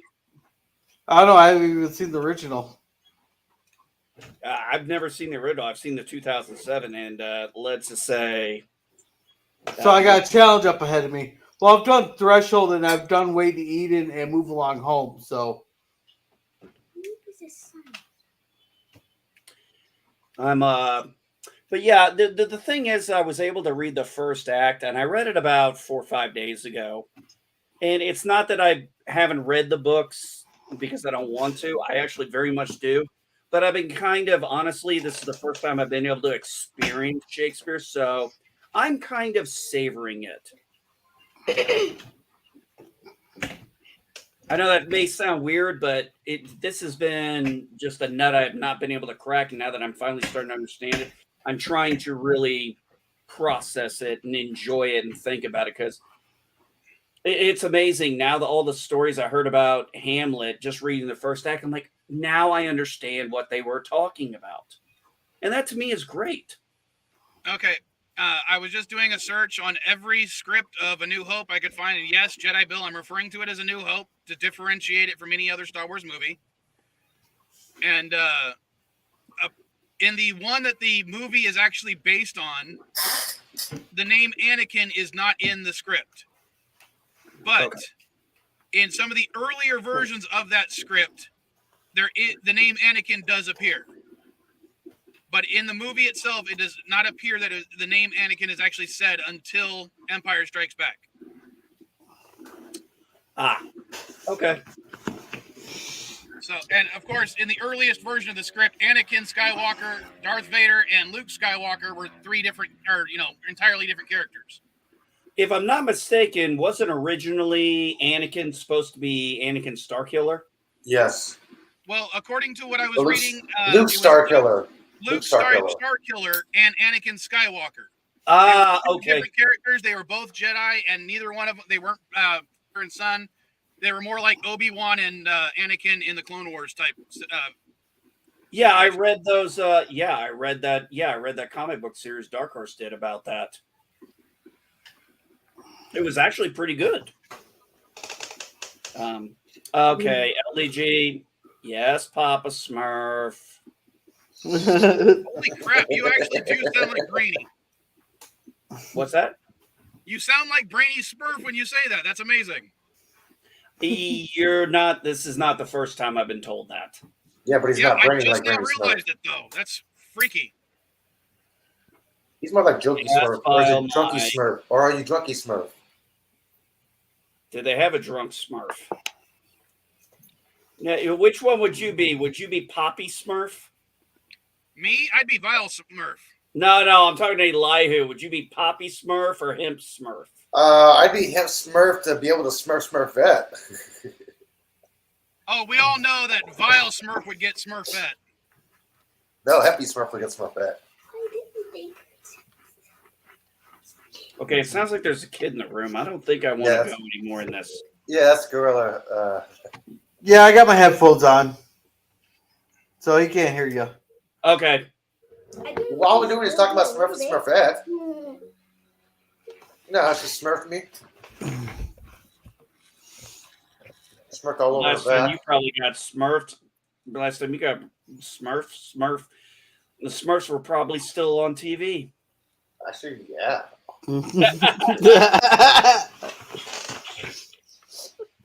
It's been a while since I got Smurf. It's been a while. All right, I'll be right back. And my coffee is done. Yes. Darian, you thought that too? Damn. It's been a while since anybody. It's been a while since anybody's ever mentioned that to me. I think it's actually been over a decade since anybody's mentioned that to me, reminded me about it. It's been a long time. I take it as a compliment personally. Thankfully, nobody's thrown me on my head. As an adult. What the fuck? Yeah, right. Yeah. Indiana Jones 5 producer promises a crowd-pleasing 5th entry. Yeah, right. Yeah, do people not realize how bad most Indiana Jones movies actually are? As far as I'm concerned, there's only ever one good one, and that was The Last Crusade. People realize that the first Indiana Jones movie did not even need Indiana, period. They would have eventually found the medallion. They would have eventually found the hole. They would have got vaporized by the trunk. Then boom! Hey, U.S. has the Ark now. Indy Yeah, wouldn't need it. that is kind of the thing. In Raiders of the Lost Ark, you didn't really need Indiana Jones. Oh. I know. But anyway, there is a point to that. I love the 3 movies. But I will say this. If you don't watch the first 2 and you just watch Last Crusade, there is nothing wrong with that because that is a fucking awesome movie. Yeah, Last Crusade was the best Indiana Jones movie, period. Sean Connery. I'm Oh. sorry. Yeah. If anyone else wants to argue that point with me, you can go ahead and try. But Okay, let's Raiders of the Lost Ark, like we just said, Indiana Jones was completely superfluous to the plot. He was unneeded. The second one had so many misused tropes and bad stereotypes that I cannot watch it anymore. Oh, here's the thing, Short though. round. Yeah, well, here's the thing, too. What they didn't tell you in the beginning until we found out later was Temple of Doom was a prequel to Raiders of the Yes. Lost Ark. Yeah. Yes, it was. Which, I'm going to be honest, I can't watch them in that order anymore. I have to watch Temple of Doom first and then Raiders. Wait, what are we arguing about? No, we're not Indiana arguing. Jones. We're But- talking about Indiana Jones. We're not necessarily arguing about it.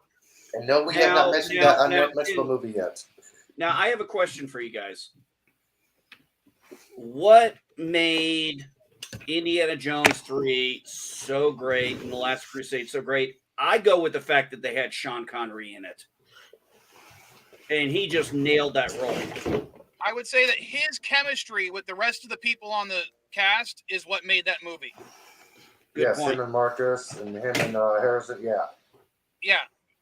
It was easily believable that Sean Connery, despite the fact that he's only X amount of years older than Harrison Ford, he could actually be his father, at least the character was.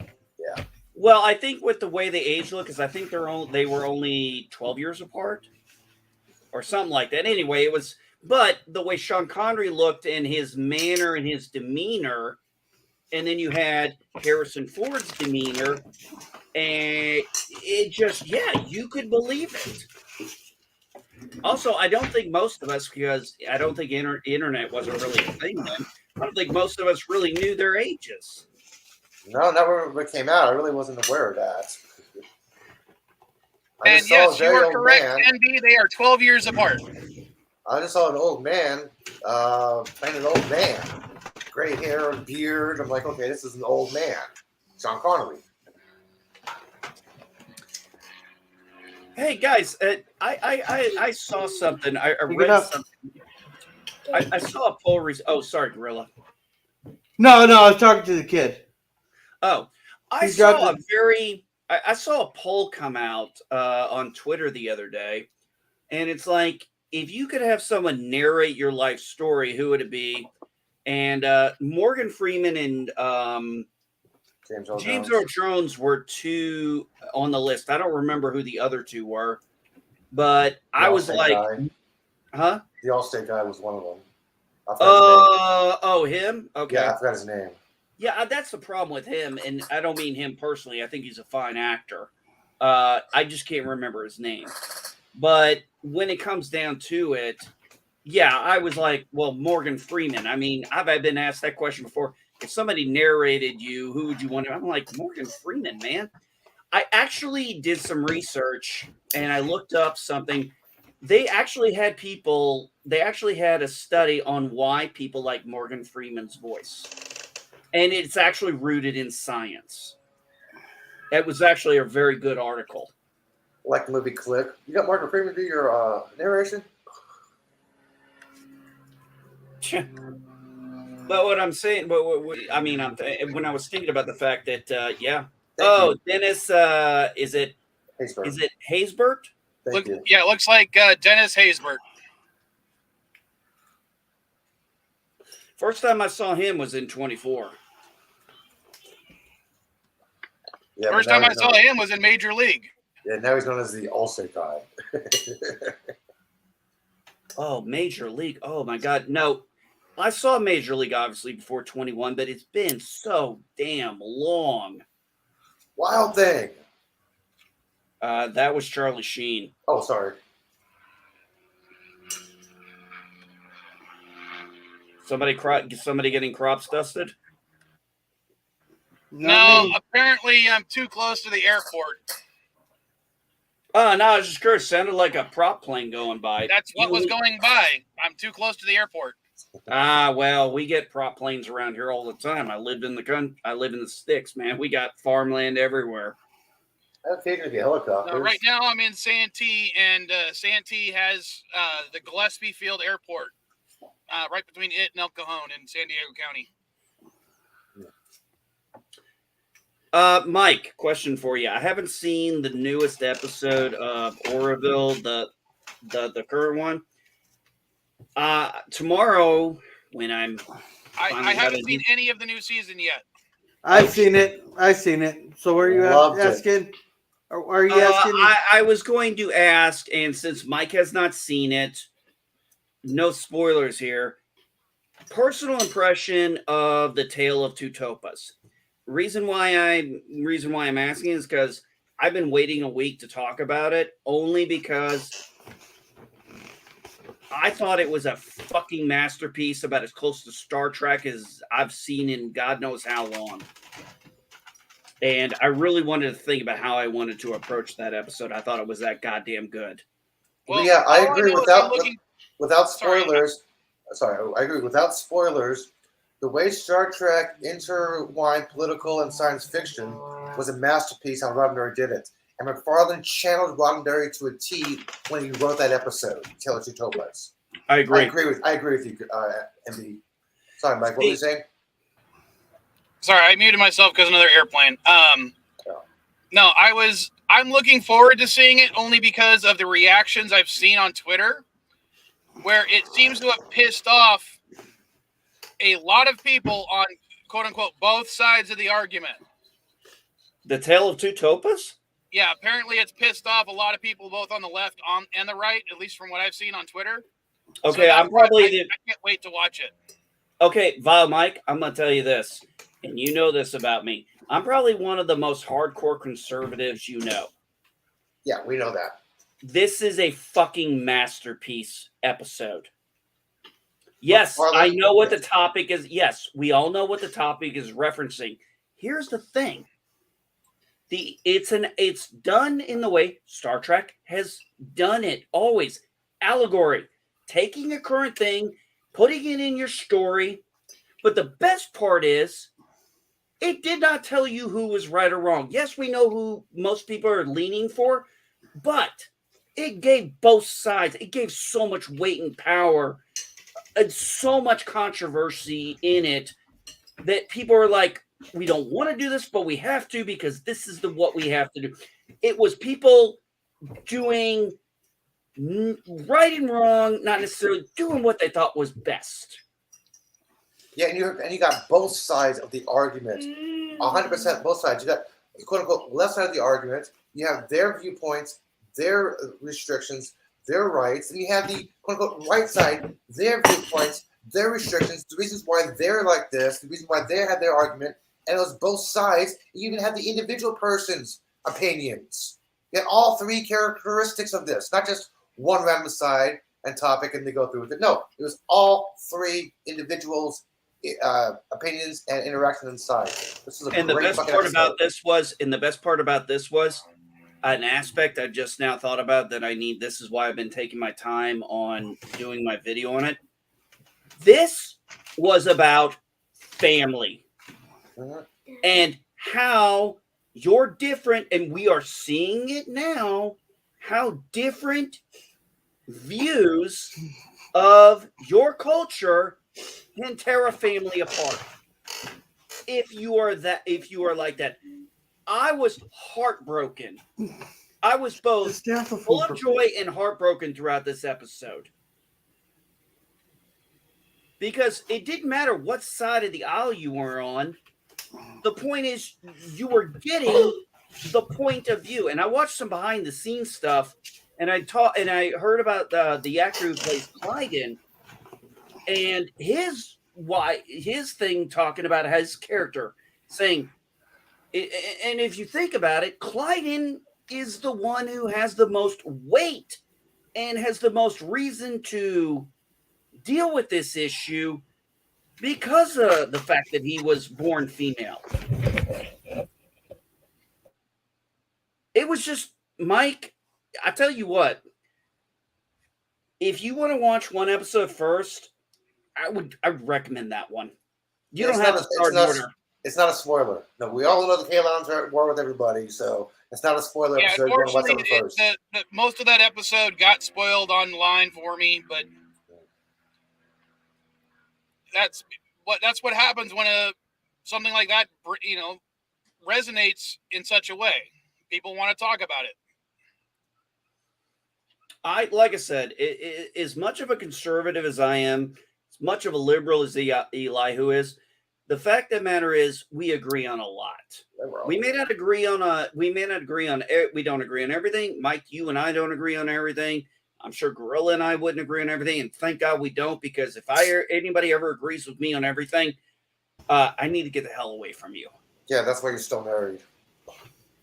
Well, that's because my wife doesn't listen to me.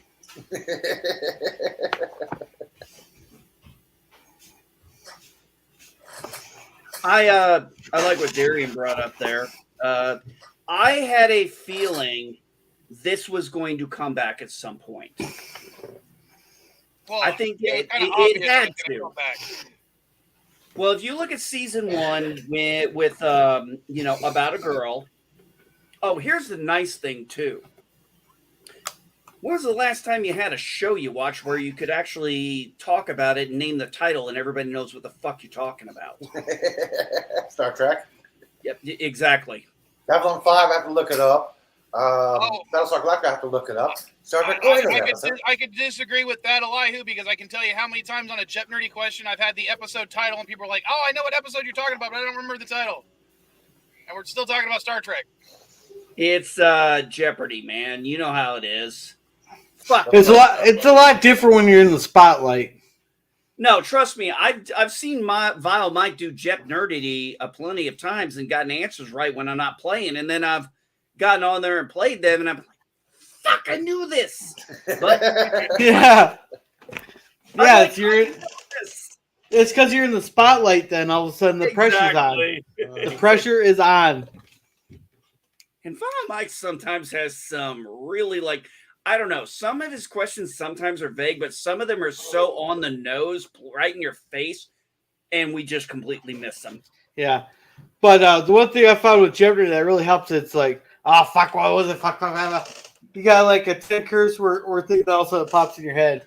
That's the password. It's 10 curse words. Yeah, I don't get all that technical babble, so I have to pass on that one. Okay. I'm going to say one more thing about the Tale of Two Topas. If, based on this season already, and I haven't seen the latest episode, but everything has been really, really solid. Been very, very Star Trek. If this show is not nominated for a fucking Emmy next year, there is no justice in the goddamn world. Yeah. I can already tell you that. It's going to go to all the right parties for this.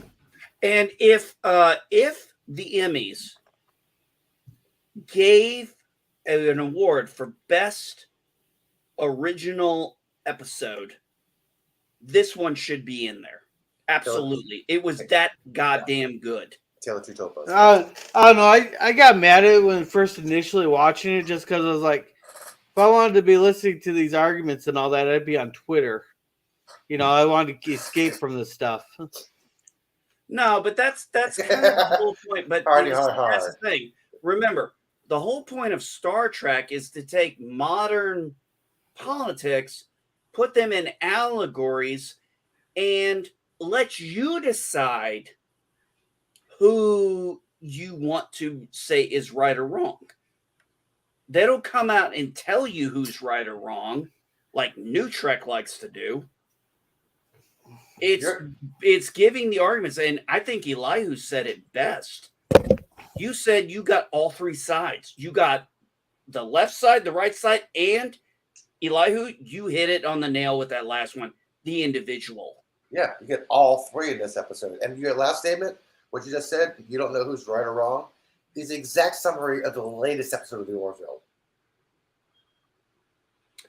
Yeah, I've seen that. And I heard a lot of people were pissed off about it. I'm going to watch it probably after. I'm going to probably watch it tomorrow.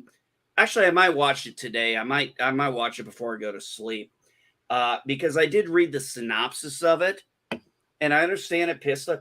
And I understand it was a little controversial, and I understand Tale of Two Topas is a little controversial very controversial. But here's the thing. We're talking about it. Mm-hmm. Nobody's talking about Star Trek like we're talking about Orville. And I think that's mostly because, well, outside of Lower Decks and Prodigy, ironically, I think it's because instead of doing allegory, they're just outright saying it in Discovery. And I don't know about Strange New Worlds. I haven't watched it yet. In fact, I still haven't finished episode 5 of season 3 of Discovery. I haven't seen the latest one of Strange New Worlds yet. Still on my queue. I saw the first about 4 episodes of Strange New Worlds, and then I did catch the season finale. Now, I'm going to say this about Strange New Worlds. It had a decent opening. Here's my fucking problem with it. Stop trying to tell me that it's part of canon, the 66 to 05 canon. Please, stop. You mean stop because there's too much content. Yeah, it's a completely different timeline. It's an alternate universe. I consider this the Kurtzman timeline, just like I consider the Abrams timeline. Because if I try to listen to them say, this is continuity, this is current, this all happens, I'm like, it doesn't line up. No, because Roddenberry even said Cyborg is not canon. I don't know. I've been enjoying Strange New Worlds. Now here's the thing. I was getting to that. I actually thought it's been, out of all the Kurtzman stuff, and I've hated everything Kurtzman's did. This one I thought has had some potential. My issue was constantly the Spock to Preen sex life. It turned me off. I'm like, I don't care about Vulcan's sex life. I'm sorry. There are two things I really don't want to see a lot of I'm sorry. There's something very weird about Vulcans making out in public. Okay, Elihu, am I wrong there? Does that not seem out of place? Public displays of affection displays an emotional context, which they will not do in public. So that is kind of taboo for them to do that in public. Now, I will say this. I never believed for a second. This was one complaint some people were saying, but I never believed it's true. I said, Vulcan males have to mate once every 7 years because of a chemical imbalance. That doesn't mean they don't have sex. Yeah. That doesn't mean they don't have sex once every 7 years. Crap, I got another plane going over. Hold on. No, you're fine, Vile Mike. I just asked about it. You don't have to mute yourself. Well, no, what I mean is I want to know if, let's actually go into some xenobiology a little bit. Sure, go for it. If Vulcans are having an active sex life while not in Pon farr, does that actually delay Pon farr because they're actually having active sex? Like, I would be curious to know if Pon farr only happens if a Vulcan is not having sex for an extended period of time.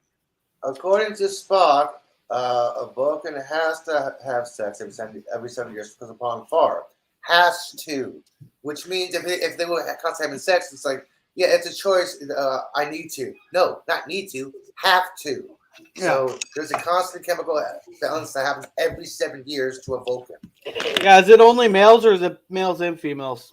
No, we don't know. Males. Well, no, it's males. In the novels, everything is said Vulcan males.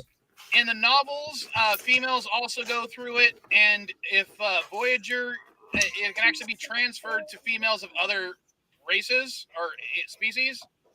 Because B'Elanna, I think that was because he was inexperienced. So, well, I'm just saying, if we're going by what we have in, canon, as in only TV shows and movies, as far as we know, it's only males of the species. If we're going by books, it's both. Yeah, I'm not going into the Star Trek beta because Star Trek Memory beta because I don't know many of the books. But everything I've ever seen in TV has stated, especially in Star Trek 3, when was it Saavik? She said Vulcans males must mate every 7 years. It's always been directed at the males. That's right, because Chris Kelly popped his cherry. Yeah, she basically popped his cherry because he got re-virgined, and she didn't do it because she probably wanted to or liked it. The fact is, she said they got to get laid. Yeah, for lack of a better term. So what I think is, I never thought Vulcans only had sex every 7 years. That made no sense. They have sex, but during a certain period in that 7 years, a chemical imbalance happens in their bodies that's just natural. It's like, I got to get laid. Well, I would compare it to like heat in certain mammalian species. But here's my question, and we can turn this into a different type of conversation. Did Saavik rape Spock? No. Why? Because she did it to save his life. Even still, was he able to provide consent? Yes. How? Because in Star Trek 3, okay, my argument here, you're hitting me on the spot, but let's go with this. Spock is the plane, boss. Spock is growing at an accelerated rate. Adult Vulcans must mate every 7 years. So he's going through an accelerated growth process. So she probably, if you look at from Spock from when he was that age to when we see him at the end when he says, Jim, your name is Jim, she might have had to do that a few times, or maybe just that once while the acceleration process was going through. But no, she did not rape him. Yes, I think he gave consent, because if you remember, she's doing things with him to show him she is trying to help him. And his natural instincts, even though he's young and accelerating, he knows instinctively what he has to do. It's an instinct. That's why I don't think it's rape, because he instinctually, even though he didn't know all of what was going on and everything's fine, he instinctually knew once she started doing the stuff with him. A psychic link. Yes, exactly. There you go. Psychic Well, link. I would argue I could see it from both sides. I could easily see it as he was immature. I mean, literally, he was only days old, but it was kind of like triage. That's a good way to look at it. Yes, she technically raped him.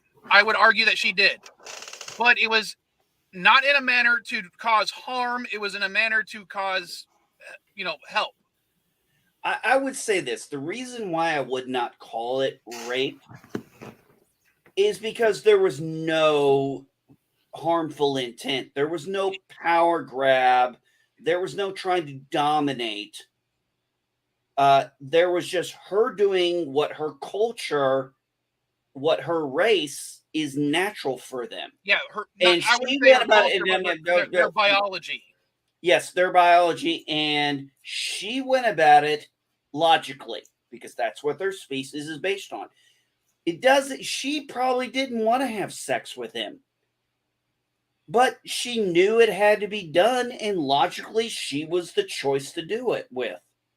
Well, yes. And that's why I would not call it that, because she did not force him.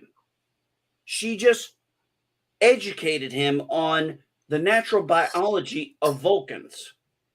And he instinctively, because right now he's all on instinct, because he's still accelerating and growing.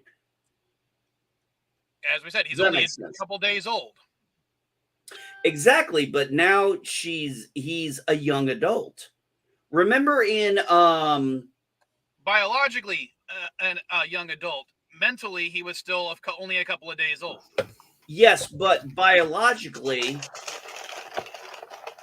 and because he's I'll say this.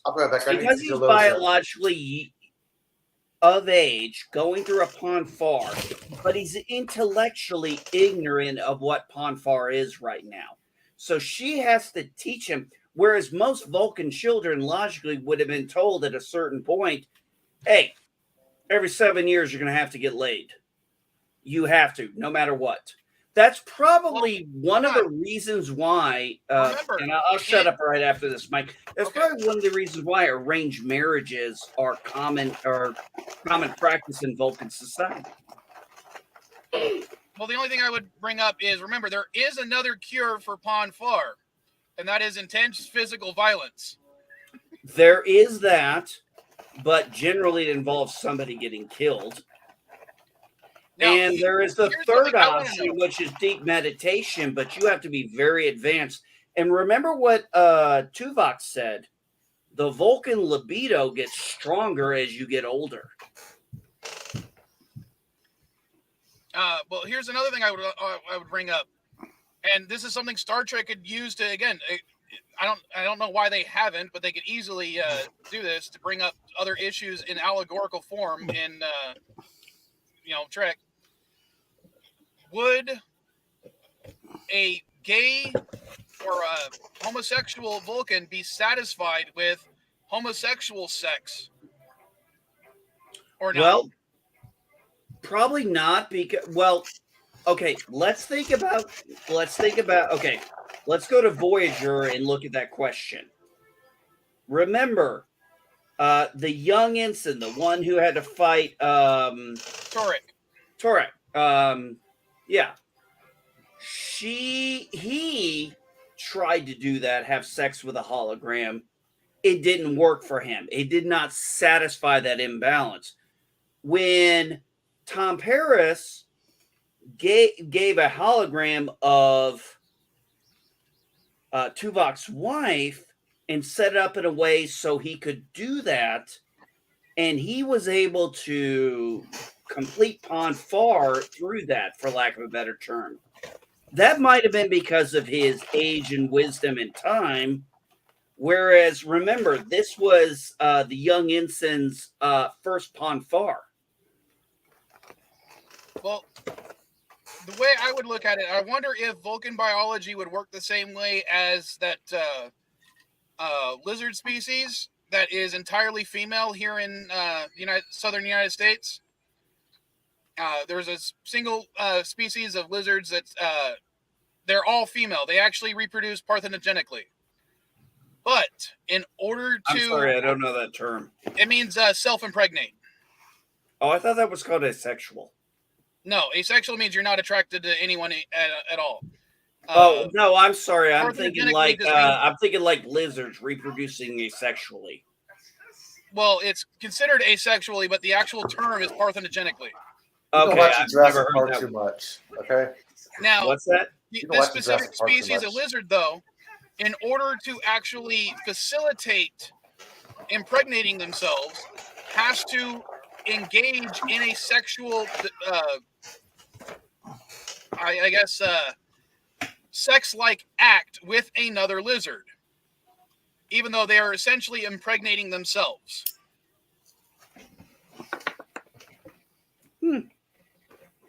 I don't know much about zoology or or whatever reptology is called. I'm going to be honest. That's not an area I know much about. Yeah, I don't know much about history. I don't know much about the French I took. Sorry, I work on history. But no, that's interesting. No, I mean, when you think about it though, Mike, remember, intimacy is very, very private to Vulcans. And Pon farr is actually, if you really look at how Vulcans have done it through Star Trek, it's kind of almost like the males find it embarrassing. I would agree. I mean, if it's something, you're talking about a race that is dominated by logic that suddenly has that literally ripped from them. I mean, that would be something I would be embarrassed about. Yeah, I agree.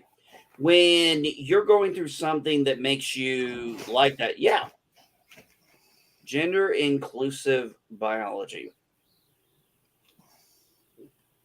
Let's see. No. It's science. These are Arizona whiptail lizard, Colorado. So it's just a whiptail lizard, right? There's actually about 1% of lizards produced this way. But this is the one I was specifically talking about. Nature will find a way. A life will find a way. Well, if you're like me, you just think God had a lot of ideas. Yeah, to quote Robert Williams, yeah, put a recreational facility right next to a waste disposal unit. Yes, I've heard that one many times. Trust me, one of the reasons. Trust me, one of the reasons. MB, this is the term I was actually using. Parthenogenesis. Yeah, make the hair curly. We don't want no eyes being gouged out. Oh no, yeah, thanks, Mike. I had just never heard that term before. It's I didn't know what it meant. And the way you said it, I thought that was asexual. I'll have to look up the different definitions. Essentially, it's self-fertilization. I didn't know, but okay.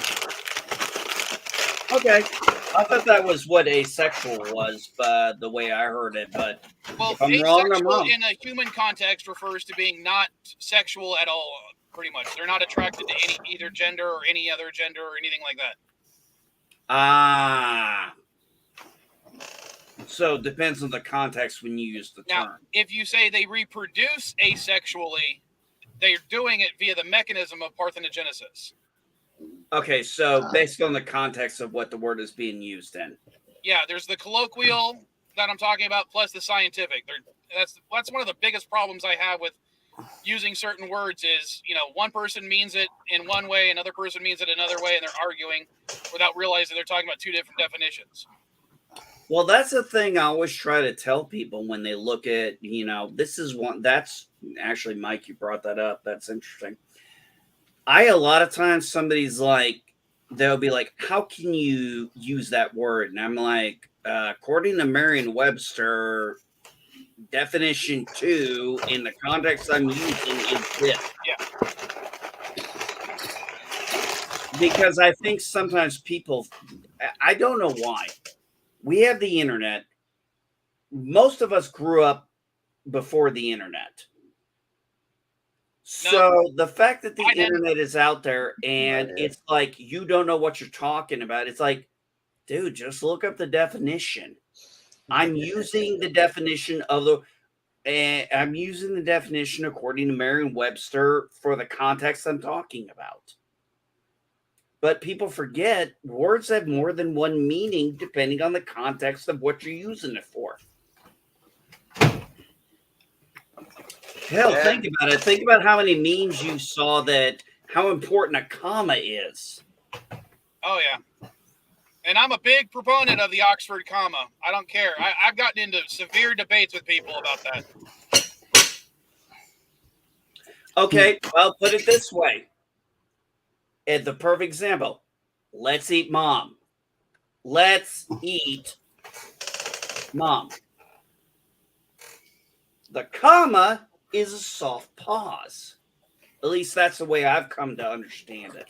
I like the horse one better. Or how about with an exclamation point? Let's eat, Mom.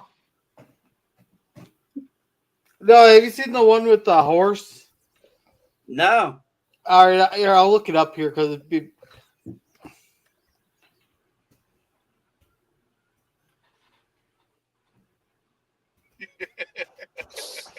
I think Mike knows what I'm talking about.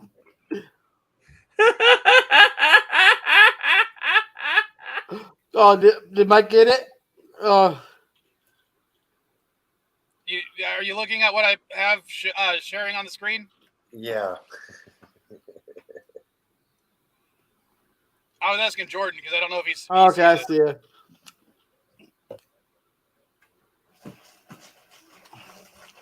We invented the rhinoceros, Washington and Lincoln. We invented the rhinoceros, Washington and Lincoln. That's funny.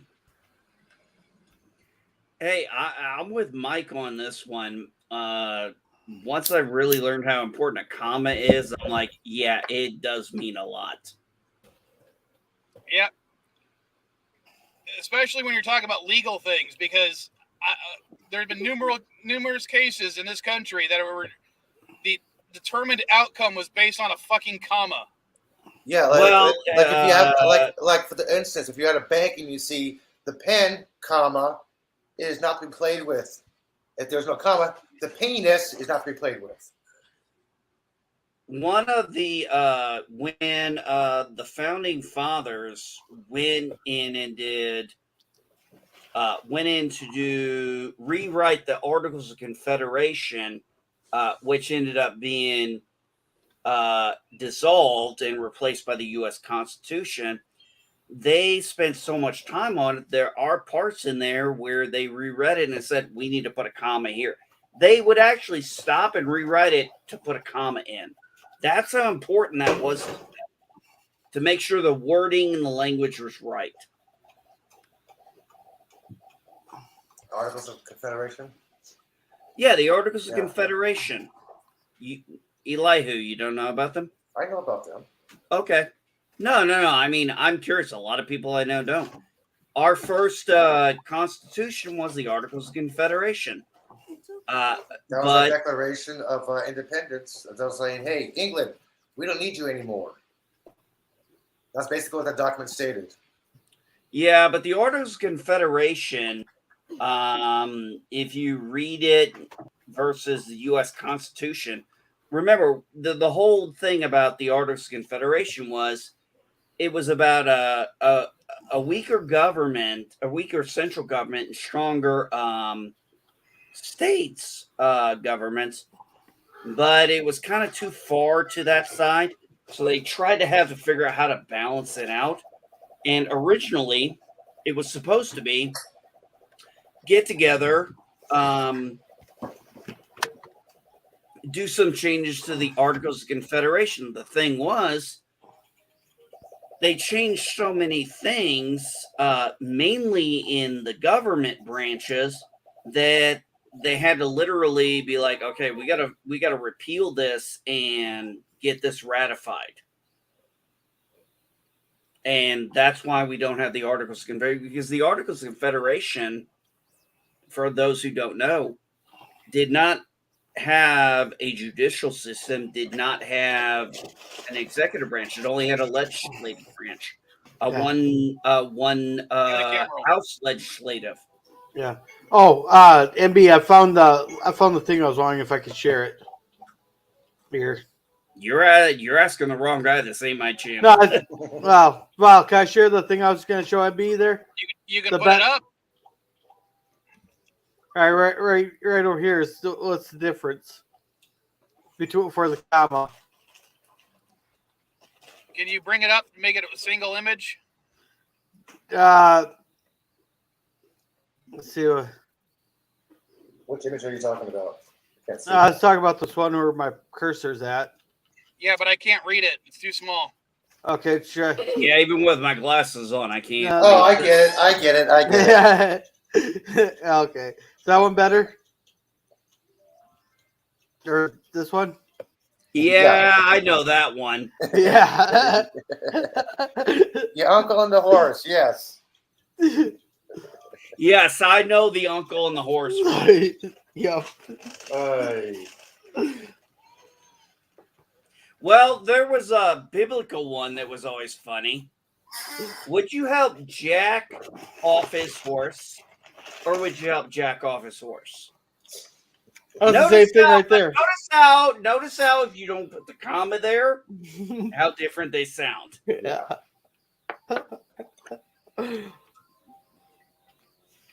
As I said, I mean, I'm a huge proponent of the Oxford comma. I think it's important. Actually, I used to not give much about commas until I started really trying to understand grammar. And I'm like, this is actually important to have. Yes. Punctuation. Gotta accentuate positive. Remember, the preceding goes before the antecedent, okay? Okay, now, sorry. That's my wife's area of teaching. Hey, look, man, grammar ain't my best. Look at the way I talk. Look at the way I text and type. Yeah, that's true. That's why I have spell check. Oh, and God. what's funny is, when I do my tweets, I usually try to make sure I've got proper pronunciation, spelling, grammar, all that kind of stuff in my tweets. And I still have people who misunderstand what the hell I'm trying to say. I'm going to be honest.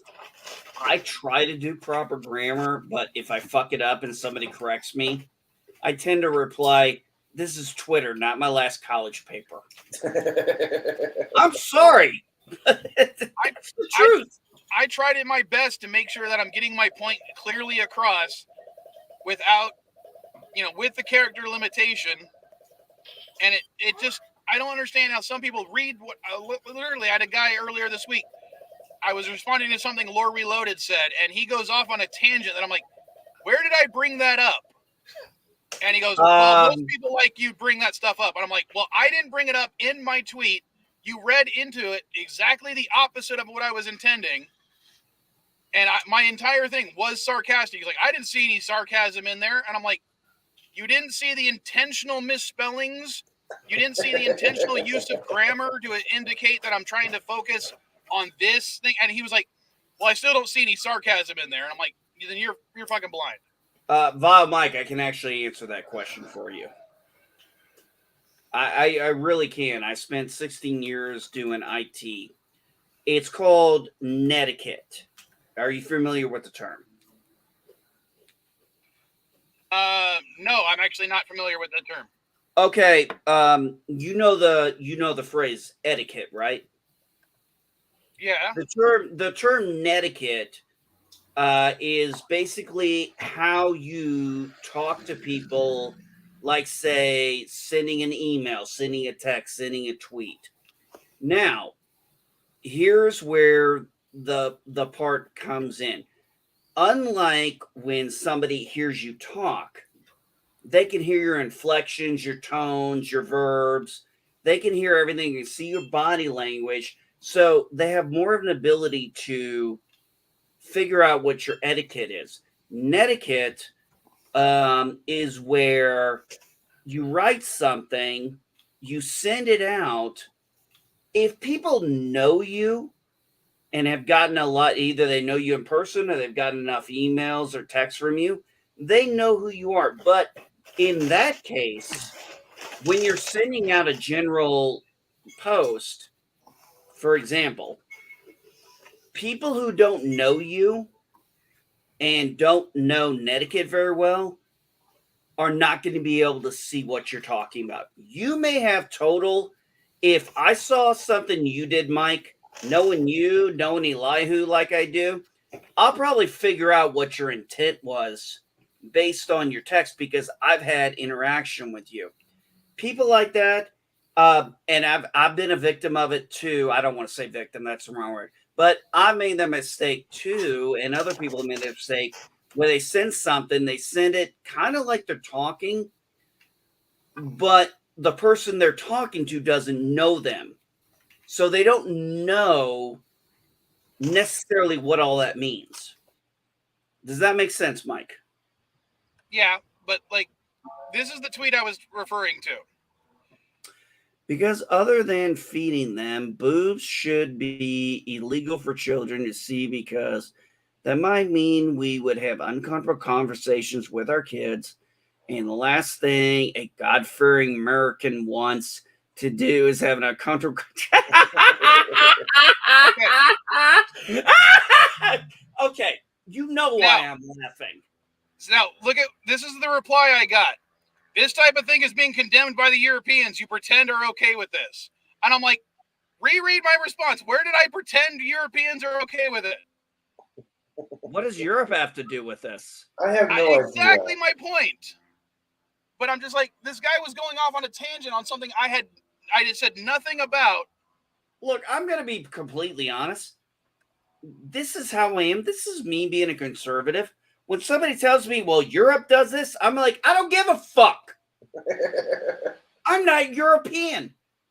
Okay, I'm going to tell you right now. I'm going to give you a perfect example. Elihu, your governor has decided to work on laws to ensure abortion is provided in your state to the best of the ability for the state, right?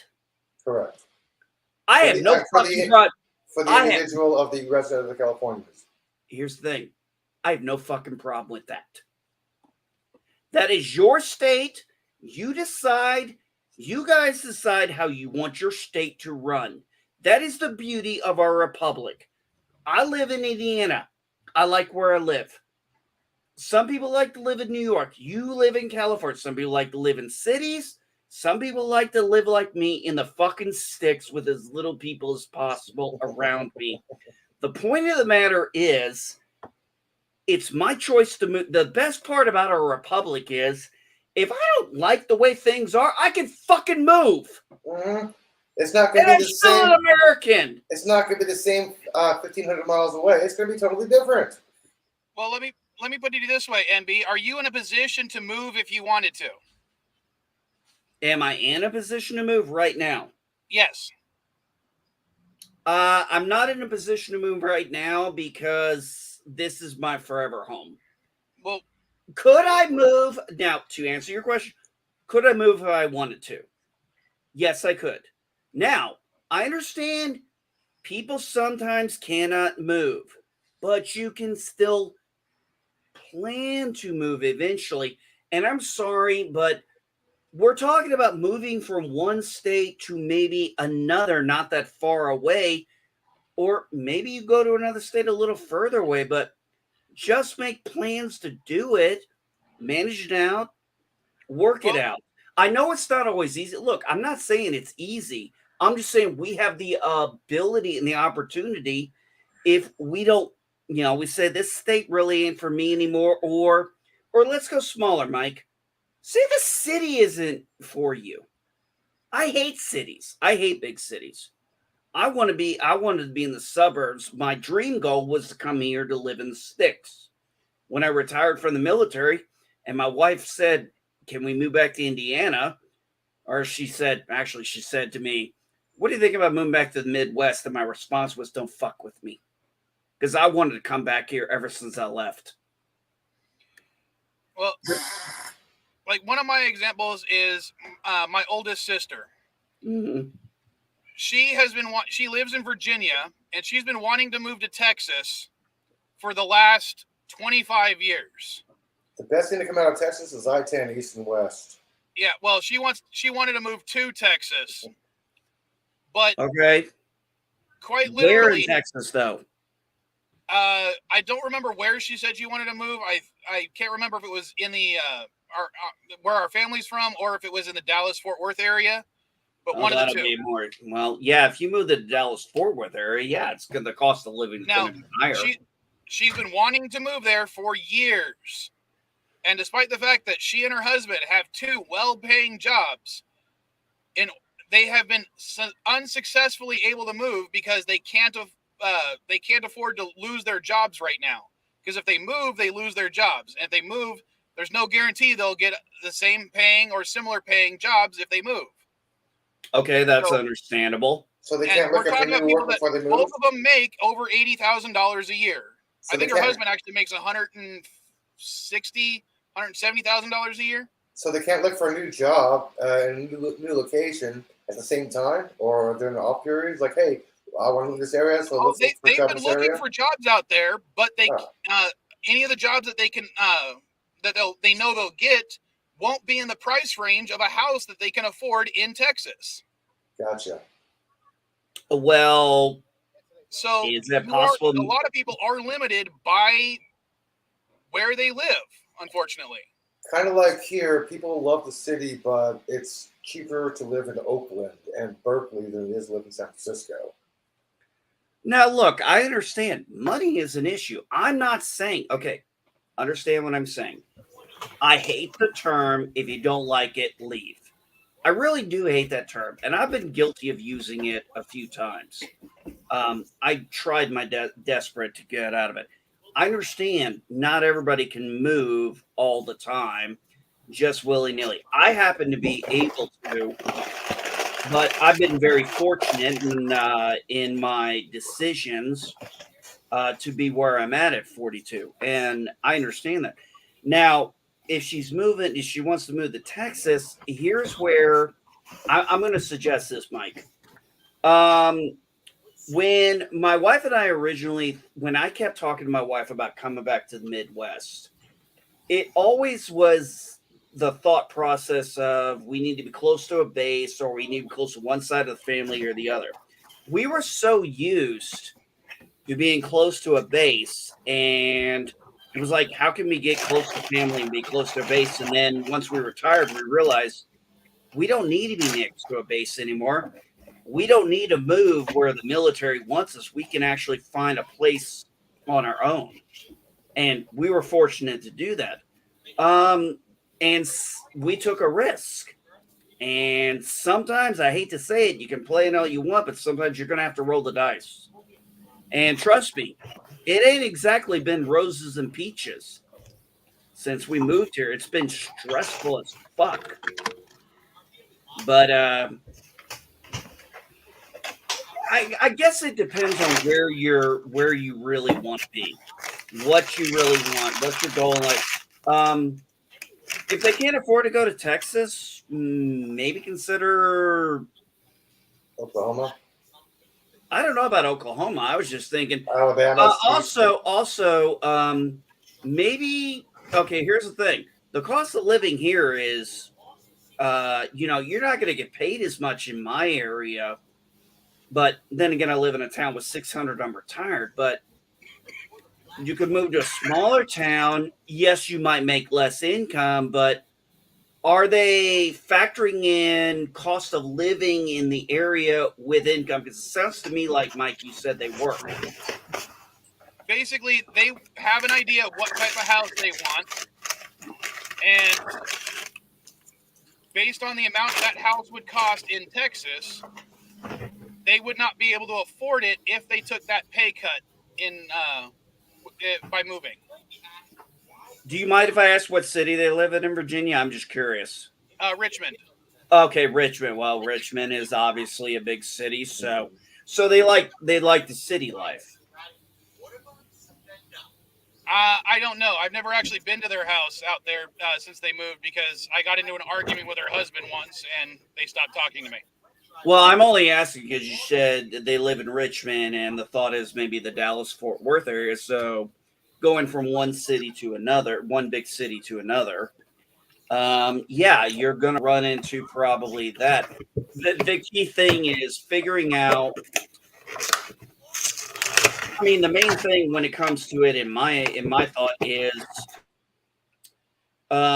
you might get paid less, but is the cost of living better? Does it even out? And if it doesn't, then yeah, it's probably not going to even out for them going from Richmond to maybe Dallas Fort Worth. I don't know what jobs they have. So, is it possible that it's also how long they probably had these jobs for a while? You said they've been there 25 years.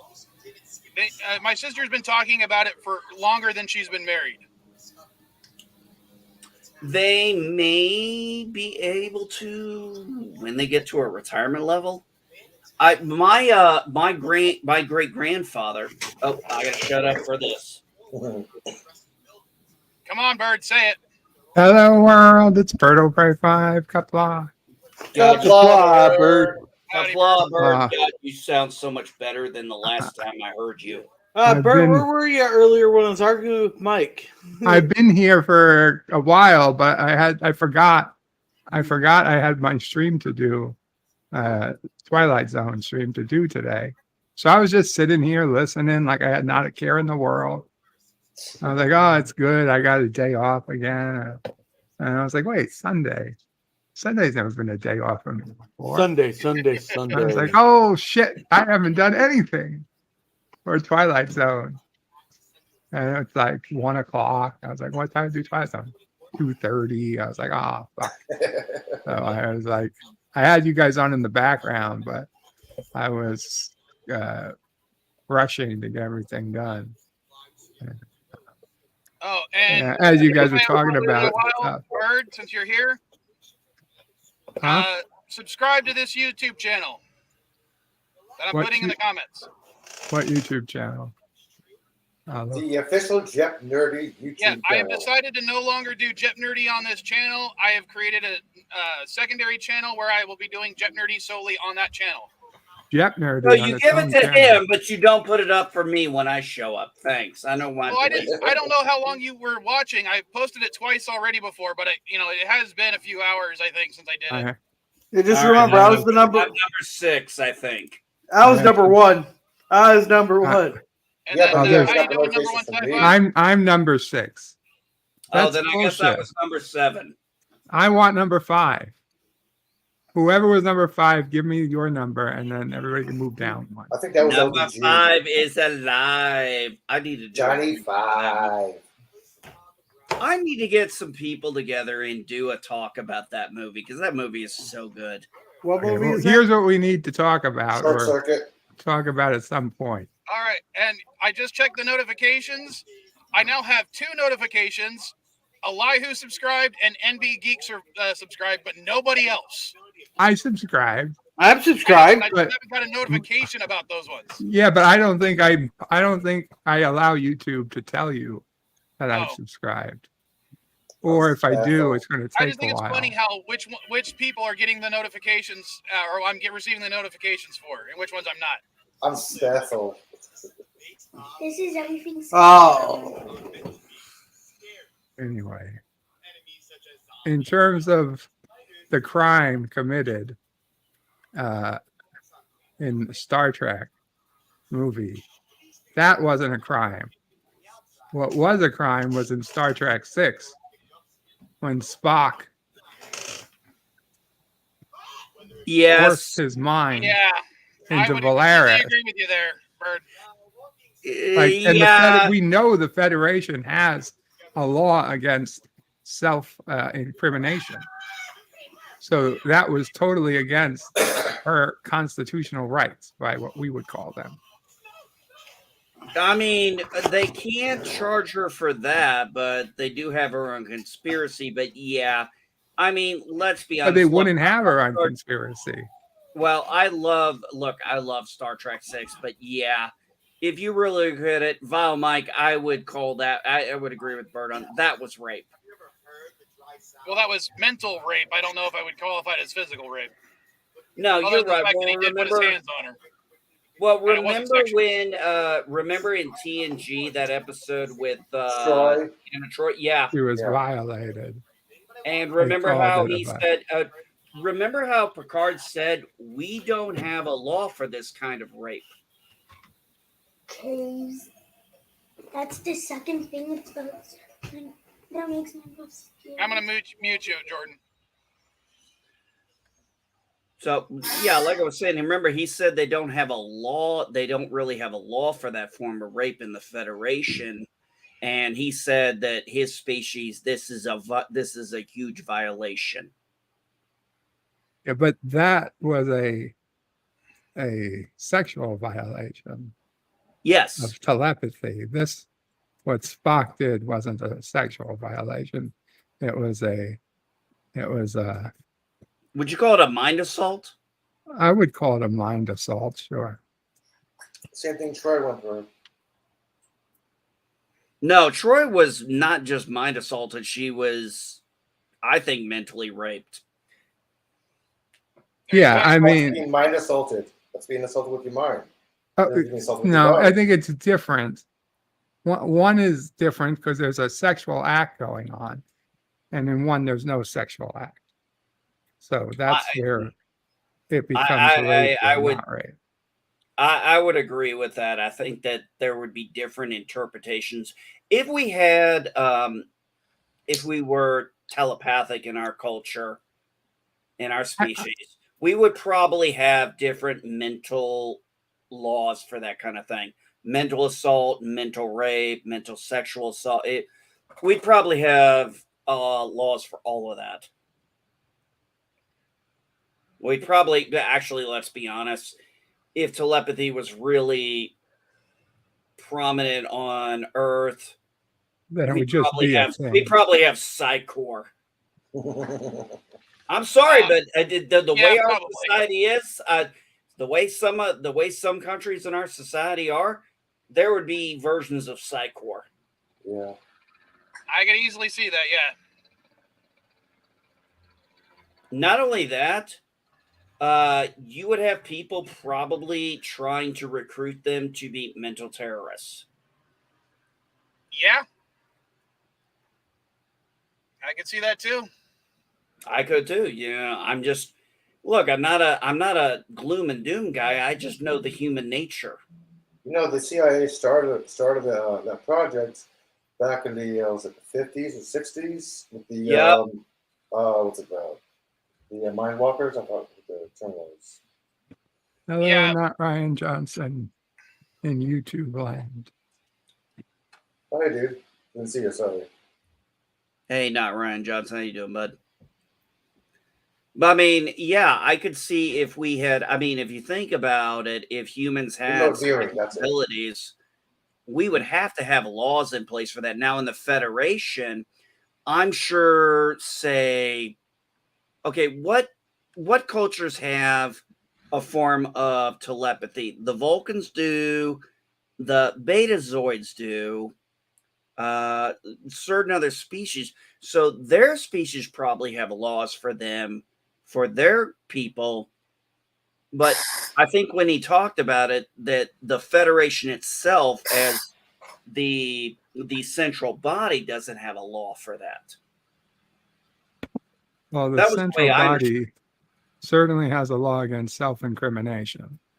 Yes. So, I mean, the forced, like Vulcans may not have a law against it, or maybe they do, but if they do, I would imagine the Federation would be bound by it, and I would hope the Vulcan law wasn't against my personal belief, which would be we have a right to not incriminate ourselves. Well, could you We imagine know vertebrae after something like the changelings attacking Earth? That the Federation institutioning a Patriot Act type thing where telepaths were now required to scan your brain in order to protect the general population? Yeah, it's a tough road to go down. Well, remember Drumhead trial. Remember, Riker informed the ensign that, at the advice of my counsel, I will not testify because it may incriminate myself. So that shows the Federation courts and tribunals and hearings have kind of a Fifth Amendment right.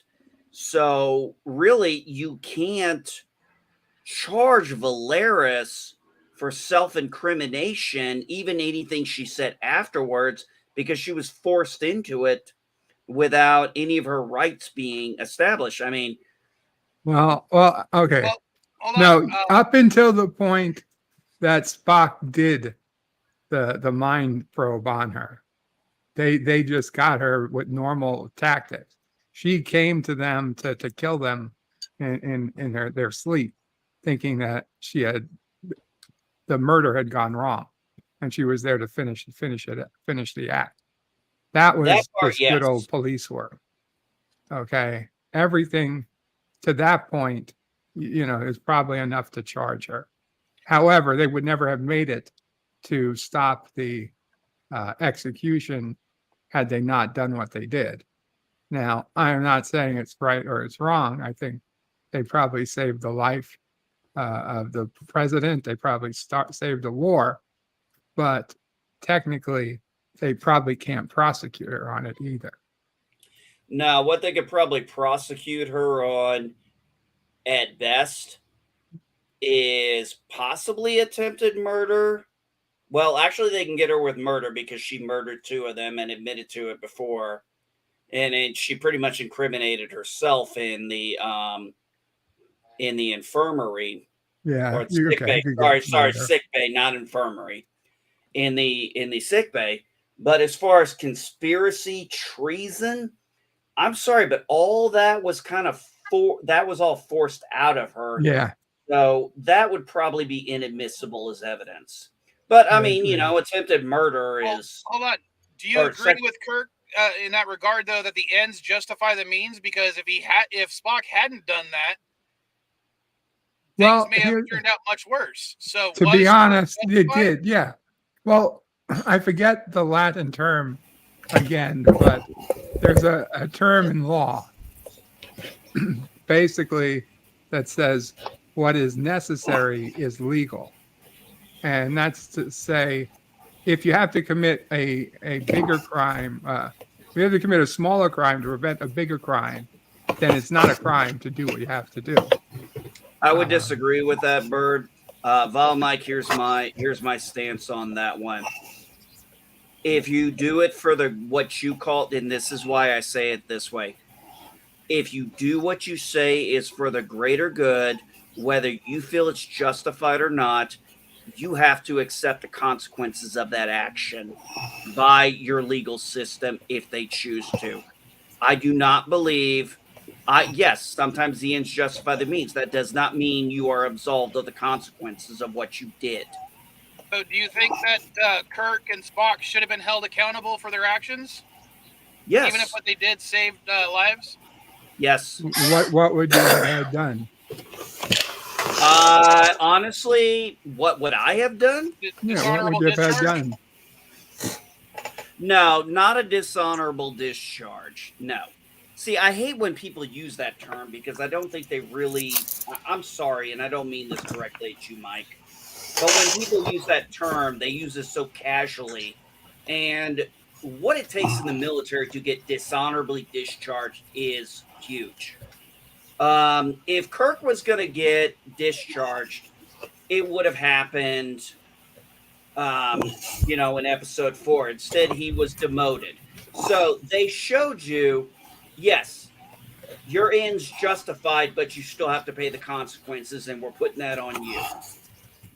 So should Kirk and Spock have been held accountable?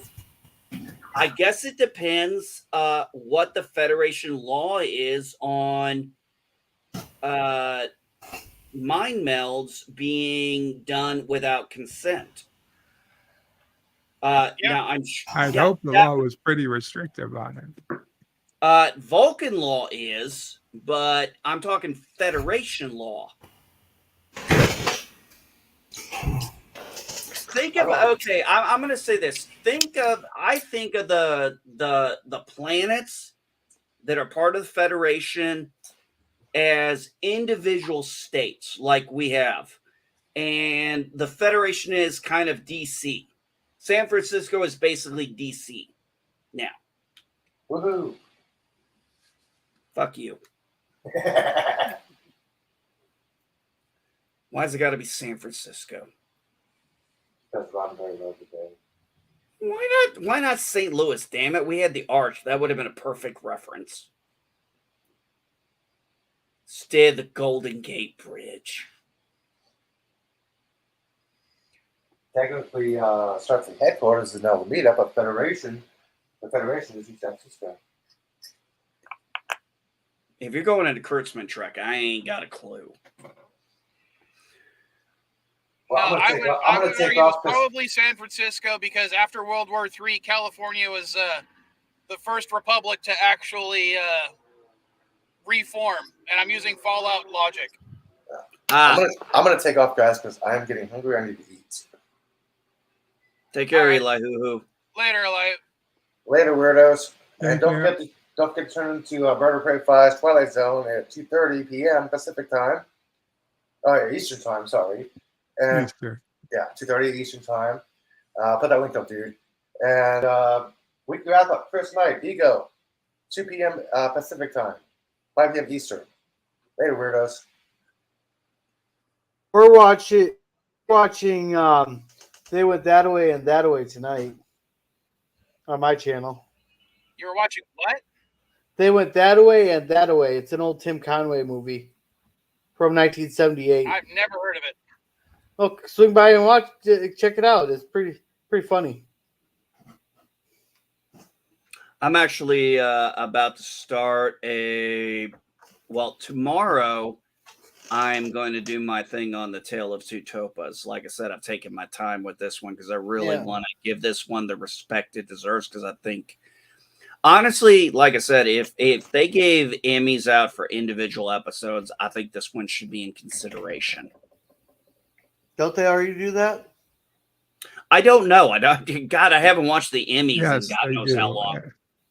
And I haven't Emmy is watched for a specific episode. Well, then next year, if that episode isn't in there, it's a goddamn fucking tragedy. So I'm going to do that one.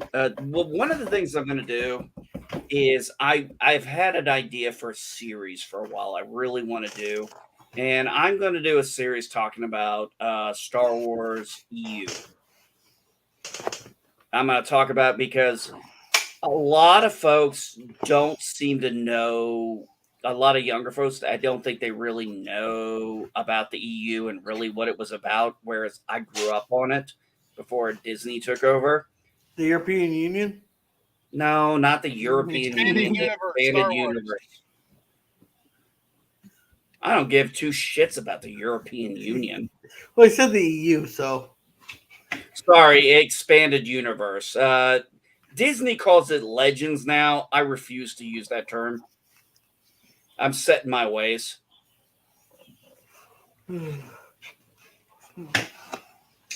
I'm sorry, just because you changed that doesn't mean... Wait, hold on. We're going to go... I want to just do a callback, NB. So basically, you're going to dead name it? I guess so. I guess so. If that's what they want to call it, if I'm dead naming Legends and calling it EU, so fucking be it. I don't care. The expanded universe, and I grew up on it, so I kind of want to go into that topic. I'm gonna do probably a video tomorrow, or I'm gonna start it off tomorrow or Monday or Tuesday. Sorry, I've been up for almost 12 hours now. And I'm gonna kind of, my first one's gonna be introducing the EU and how because the EU, most people know that I know, was actually technically the second generation. There was actually a first EU, but it didn't really exist as an EU at that time. And I really want to go into that.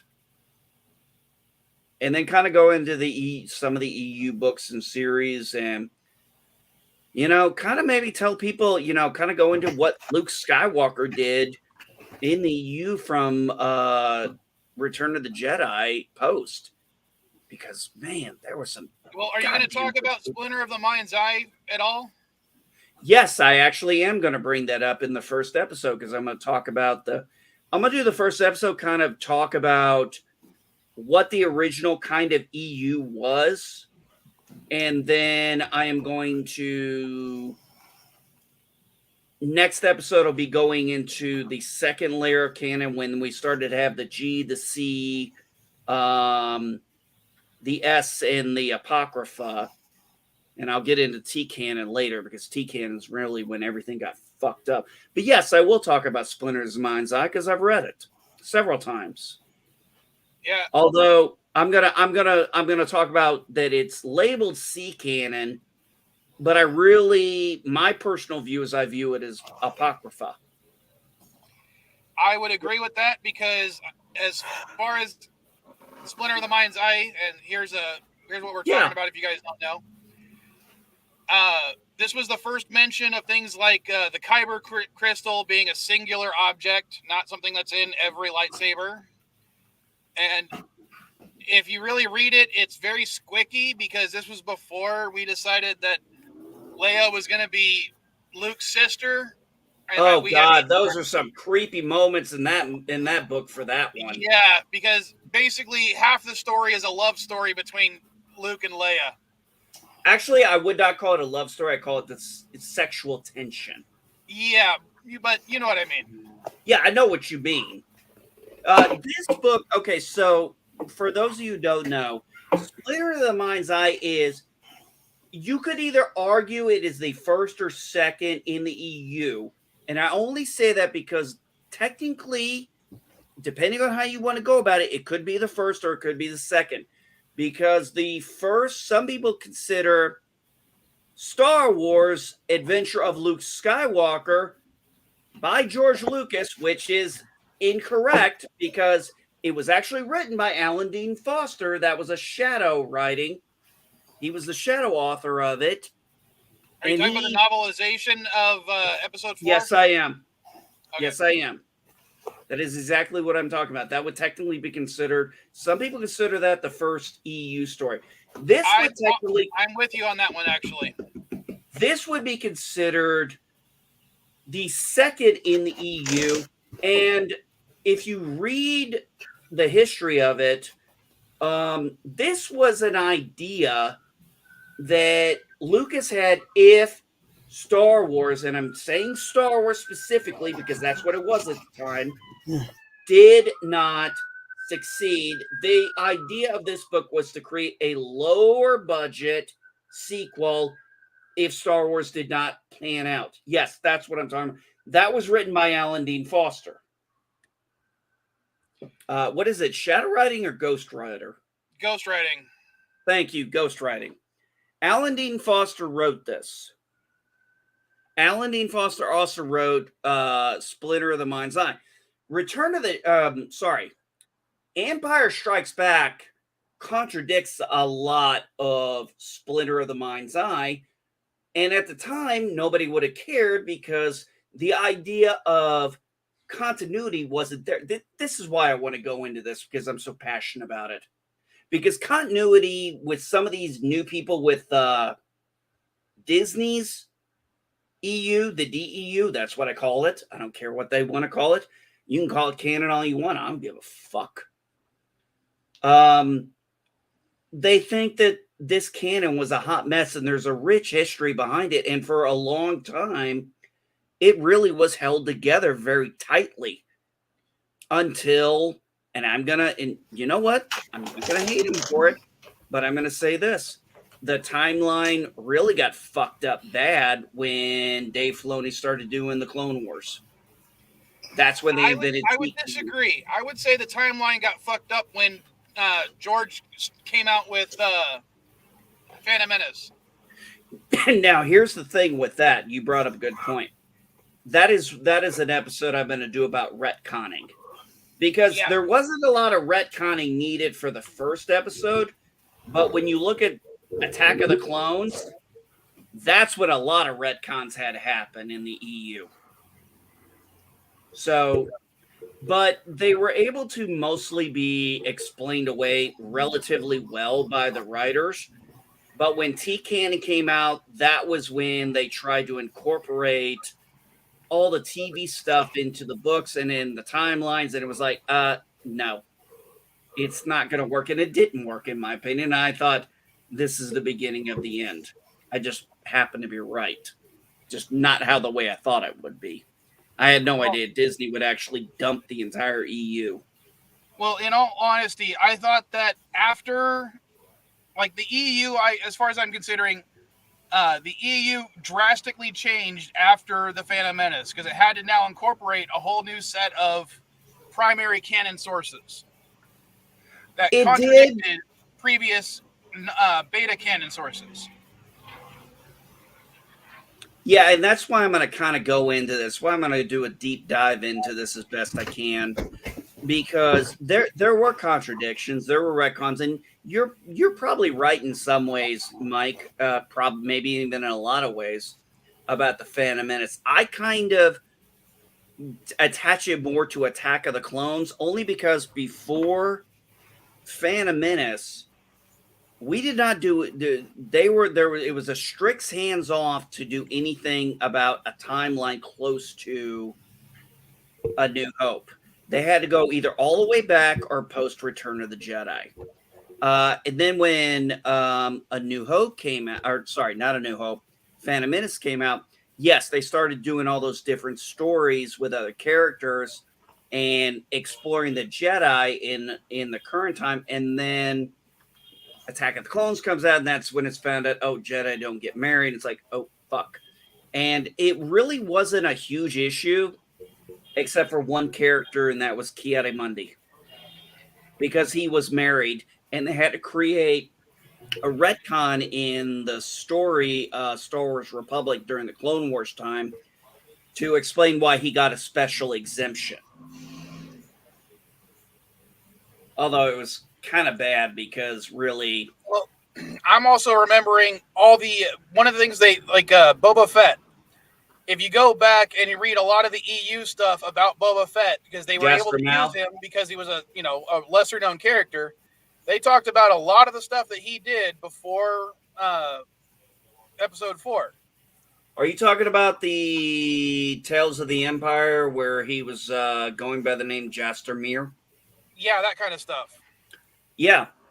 And they did a lot of that stuff in the comic books, but Clone Wars really fucked that up, and they literally had to rewrite it so he was borrowing and telling stories of another character that actually existed, but it wasn't actually him. He was just, he was trying to use that guy's name to his advantage. And it's like, now you're making Boba Fett look like a little bitch.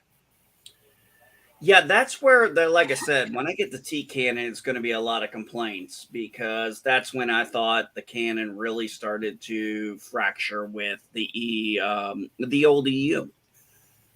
Adding that tier really hurt, and to a point where I eliminate any EU that is considered T-Canon from Star Wars EU.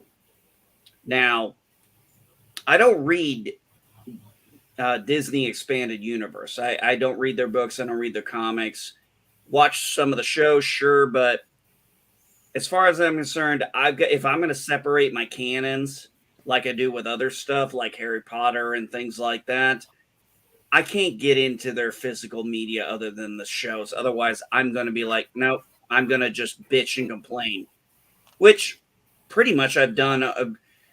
Look, I've done it since the sequels. When I walked out of The Force Awakens, the first thing I wanted to do was get on my phone, call Adam, what's his name, who played Kylo Ren. I said, hey, Kylo, Jason Solo, a.k.a. Darth Kratos, called. He wants his fucking origin back. Kytus. Oh, give me a break, man. Star Wars names are a bitch. It's based off the Roman version of the name. It's Darth Kytus.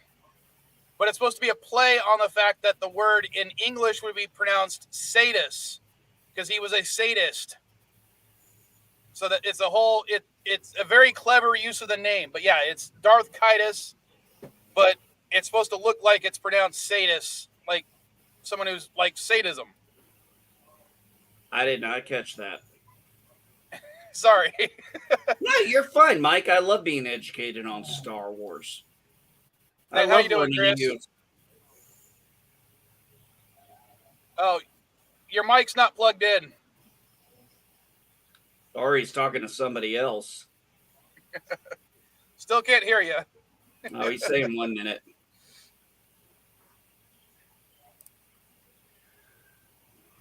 But I saw someone mention. Oh, Chris, you on? Mike, I think this is the longest live stream I've been on with you. That's not a tournament. Yeah, I think this is officially, it's gone over 3 hours and 5 minutes. I think this is the longest live stream I've done. How long you want to go for? I don't know. I got to go get gas, but I can stay on for a little bit longer. We can make it 3 hours and 30 minutes. That's when Bird's stream should start. Works for me. Right now, I'm just trying to stay awake. I've been up for 12 hours, but if I go to bed... I haven't finished my coffee yet. I got 48 ounces of coffee right before the stream started. Well, that's 12. It's 2:12 here, and I'm trying to stay up until at least 5. If I need to stay up till 5, take my meds. Then if I pass out, hey, if I wake up at 5 in the morning, I'll be fine. I don't mind waking up at 5 a.m., but this 4-3-2 shit is driving me nuts. Why are you waking up so early? Sinuses, nasal cavity. I had to get some. I got some Benadryl today to take at night. I had to set a third alarm. I have one alarm for my morning meds. I have one alarm for my evening meds.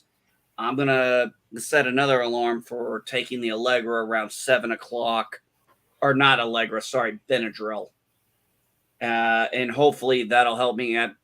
Getting up, I get up, go to the bathroom, but the problem was my sinuses and my allergies are so bad right now that my nasal cavity just fucking clogged. I can't breathe out of it, so I'm shoving nasal shit down my fucking throat and waiting an hour for it to. I'm sitting up waiting an hour for it to work, and then at that point I'm already wired. I tried to go back to sleep. I was shit out of luck.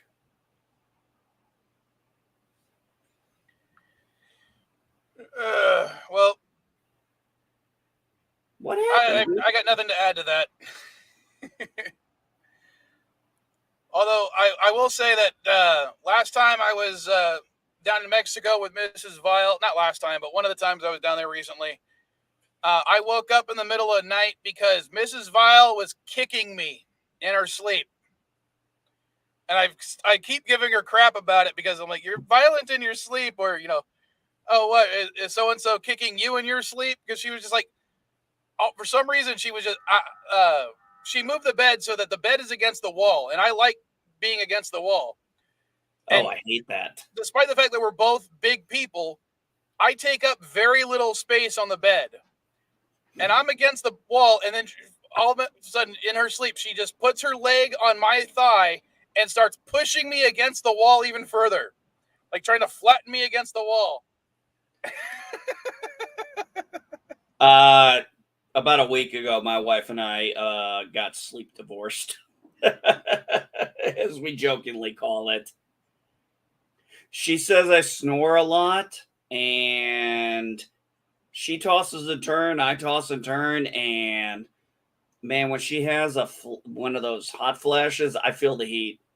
And so we have 5 bedrooms in our house. We have a guest bedroom. She's like, I think I'm going to start sleeping there. We've had this conversation before. Now, I grew up with grandparents who slept separately pretty much my entire life. So to me, it's not a big deal. It's just sleeping. And quite frankly, if we're going to get comfortable night's sleep, doesn't bother me.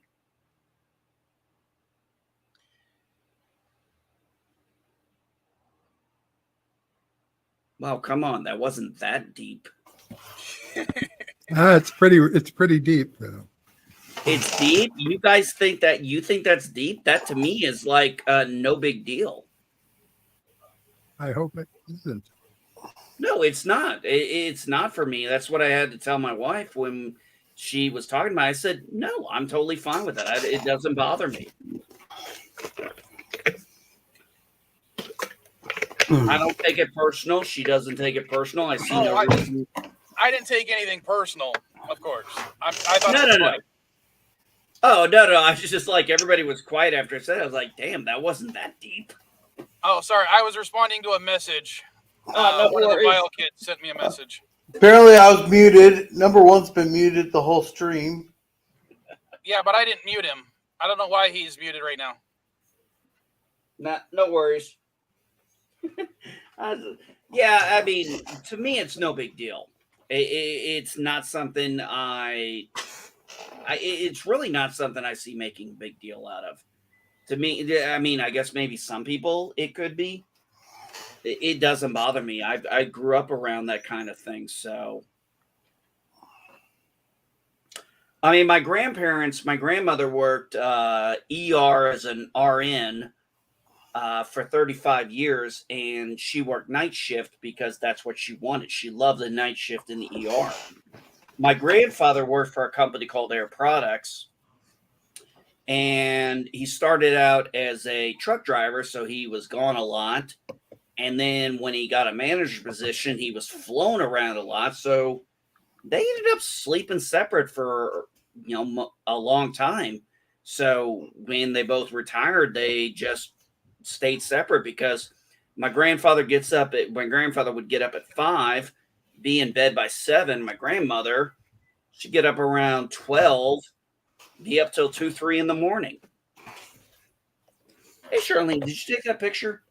Yeah. Okay, send it to. Hey guys, can somebody do me a favor? Depends on the favor. Somebody shoot me on Twitter DM Yitz's handle because I don't think I found it yet. Moloch something. Okay, thank you, Moloch. Thank you. I couldn't remember what Yitz's handle was. My daughter got her hair. My daughter had a Cruella de Vil kind of look. She had black on one side and white on the other. Well, she dyed the white side blue, which I think looks fucking better, a lot better. We all agree it looks better. She thinks it does. My wife thinks it. Well, she came out with kind of a little goth makeup going right here. And I said, take a picture of this. I wanna send this to Yitza, see if he can make an avatar for you. Yes, I let my daughters dye their hair. Yes, I let my daughter dye her hair, wear makeup, and express herself. Oh, I do the same. Well, I put it this way. I allow my kids to express themselves and tell me their stance on things. They just have to understand I'm not always going to agree with them, and I'm going to have a different opinion. And I said, that is life. What's up, Charlene? Okay. And you know what?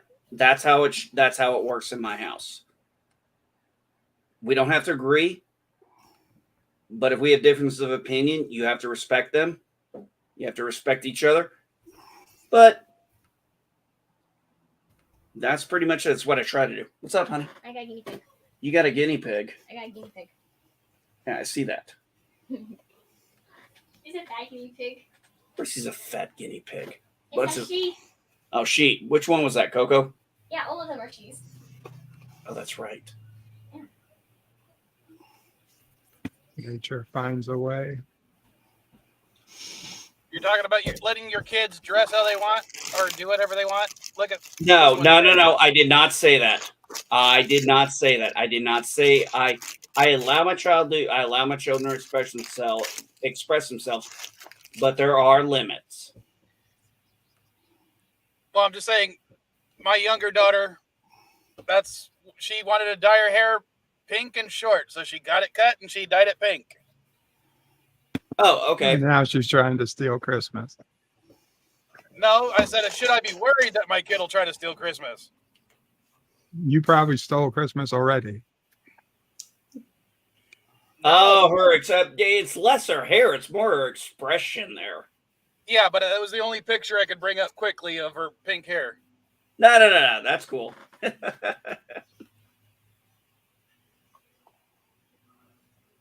have the picture of my daughter when she dyed her hair yesterday, but it's on my phone. I haven't uploaded. But actually, maybe I did. Did I put it on Facebook? Yeah. I think I did. Let me see. Yeah, I would have tried to bring up a different photo, but I realized I haven't logged onto Facebook since I got the new computer, so I can't go onto Facebook, because I can't remember my own freaking password. I have a solution to that. Change your password. No. No, I have actually I have a solution to that. What my wife and I did was one time I created a file.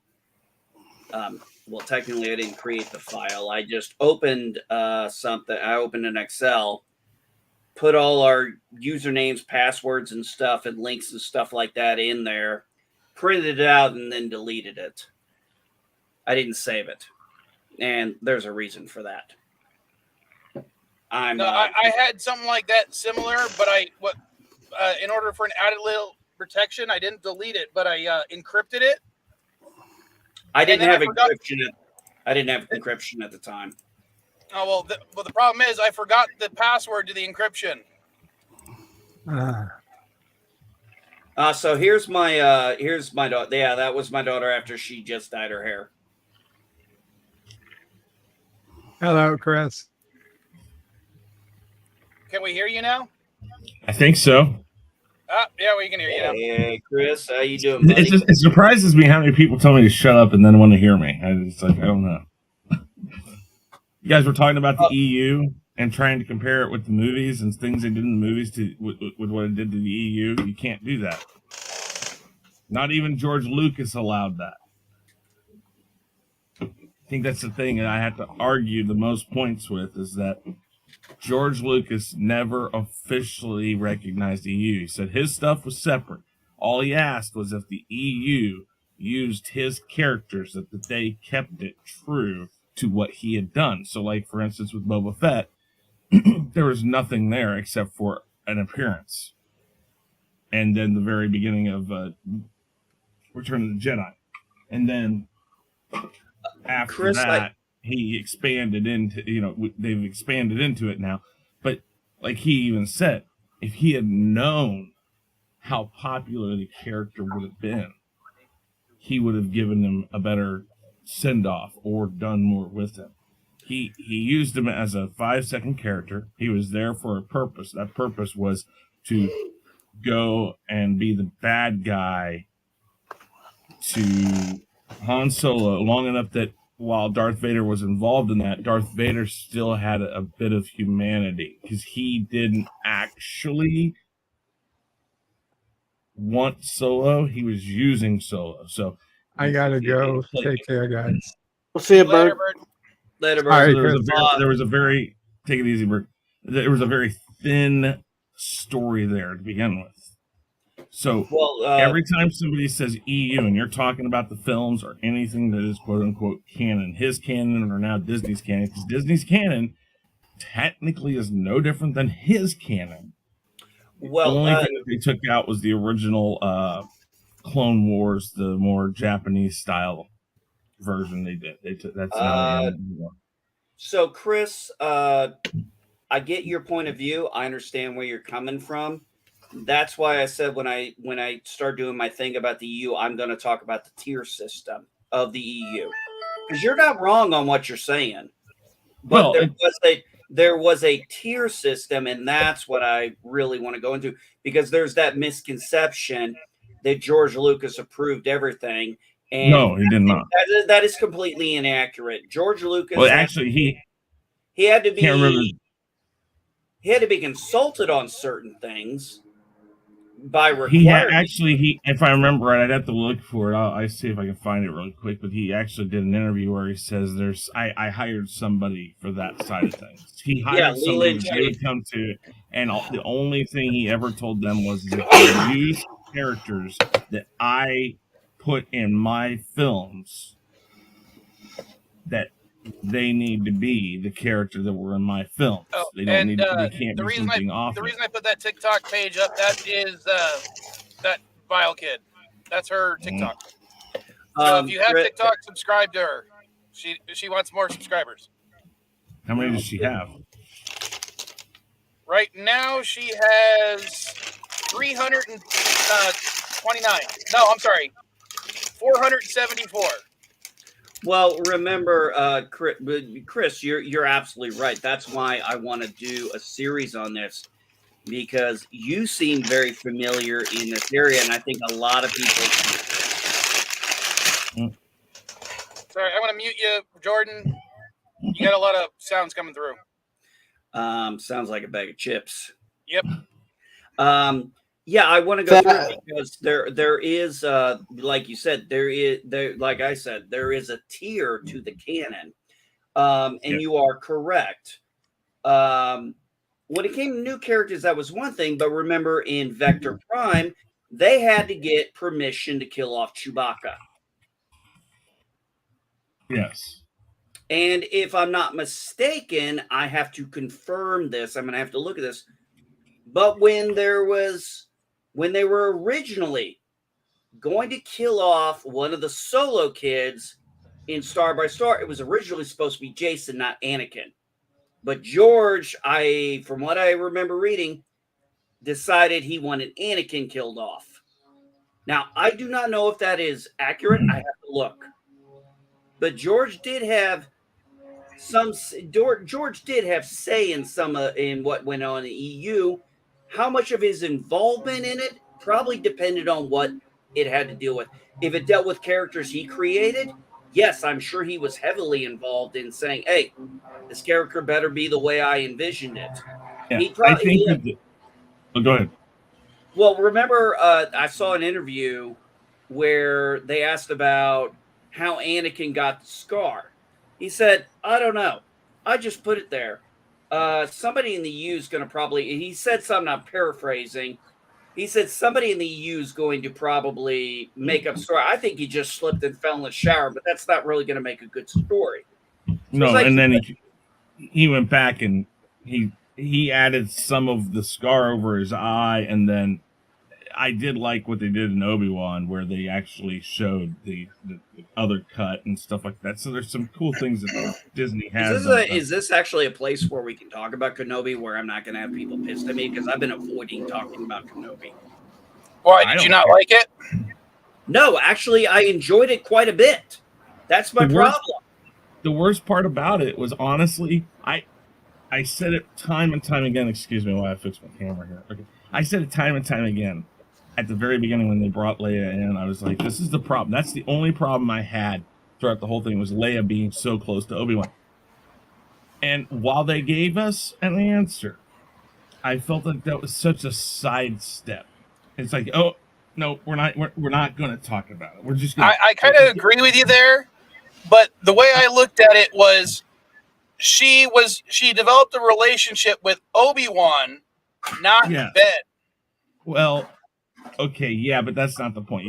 They never would have separated it. But I can show you here in a second. One of the neatest things, though, since I've gone back and watched the scene where she's talking on the hologram. Hold on, I'll get to it. But I was going to say the key here, people have to remember about the EU stuff was that before Star Wars was what Star Wars is, they wrote the book, and what they used to do is they used to write the books and release them about 3 months before the movie came out. So you had time to really get all the intricacies. If you were that type of a person, you got all the things that they refused to tell you in the movie, the stuff that they didn't want to waste time on. So like Tashi Station and all that stuff. When he looks up and the scene that they cut out where you saw the star battle going on, all of that is in the book. He saw the battle going on. And also, the scene where he was talking to Biggs. Yeah. All that's in the book, and I love that. But they used to release the book about 3 months before the movie, so you could read it and get all the little intricacies. What Disney did was horrible, because what they did is they fucked up movies, and then as people bitched about it, they said to an author, okay, we got to write in an explanation for this. We got to write the explanation in for this, and they wrote and released the books after the movies, which made no sense. So that just showed they're ill prepared. Yeah, that's one of the biggest problems I have, Chris, with the DC, or not the DC EU, sorry, Disney EU, is they're basically saying, people ask questions like, oh, you're going to have to buy this book to figure it out, or somebody's going to have to write. It's like, motherfucker, you should have had this figured out beforehand. Okay. One of the things that I wish you had. Yeah, right. One of the things I will say, Chris, that I wish. Hold on. Consistently, you would have something would happen in the comic books that the Del Rey books would omit because they didn't know what the fuck was going on, and then in a later Del Rey book, they would be like, "Oh, it was like this because such and such." So they'd have to retcon what happened in a previous Del Rey book to make sense of what happened in the comic book, and in the meantime, because of what happened in the Del Rey book, the comic book would make a retcon explaining why the Del Rey book didn't mention it as well. And then you'd have two retcons about the same event and why it wasn't mentioned. And it was a mess because you had so many. There was not a lot of talking between each other. At least I will give Disney canon this right now. The comic books, the books, the games are all under the same umbrella, so they make a lot more sense in between themselves. Well, some of the books are canon. If the books are the novelizations of any of the movies, they are canon. There are a few Disney stuff that they've released over the years that they'll tell you if it's their canon or not. Some of the Darth Vader comic book run was considered canon. But what I try to explain to people when I break down canon, because I'm a big EU fan. I love the EU. I've talked about this for a long time. The second you guys like to do a stream together one day? Well, I got the Star Wars Senate that I do over on Chaos Central, and I've only done one. I'm about ready to do another one, and I will do one that's EU only, where we talk about EU and its correlation to canon or vice versa, and I will invite you guys on. Thank you. I would love to be a part of that. The thing that I always tell people, and I hate looking at this picture that I got right here because it says Legends on it. I wish they never would have put Legends on it. They should just let that alone. Doesn't matter. All you got to do is tell us that's not part of our thing. You don't have to label it different. That was a stupid Disney thing. But anyways, that's why I don't call it Legends. I call it EU. The second book written, and the author was Alan Dean Foster. He was handpicked by George Lucas. And the only thing George was hoping is that he could keep his idea alive until he had enough time to hopefully breathe life into what he wanted to do with the rest of it. Because he thought Star Wars was going to be a failure. Yes, and Splitter of the Mind's Eye was a low-budget idea. So, yeah, Chris, we actually talked about that earlier before you came on. Splitter of the Mind's Eye. The only thing I would disagree with you on was when you said he was handpicked by Lucas. He was actually handpicked by Fox.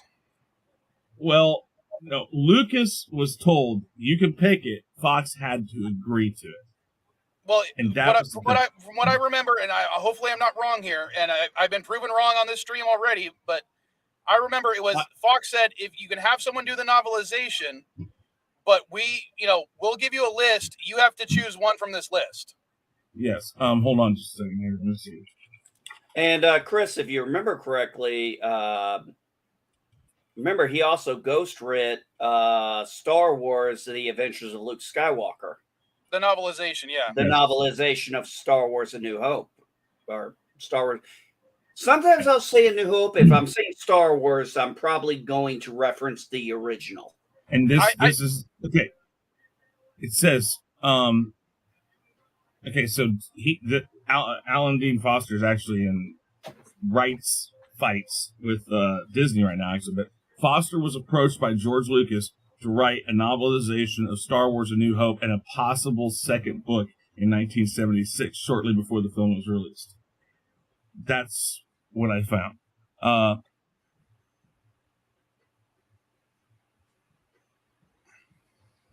And I'm looking here to see. But, I mean, he did a lot of those books, actually. He wrote a lot of them. He's a great author. I like it. But he had a really good, keen eye on how to take Lucas's babble and write it into an actual novel. Because if you read the original 3 novels, they're beautifully written.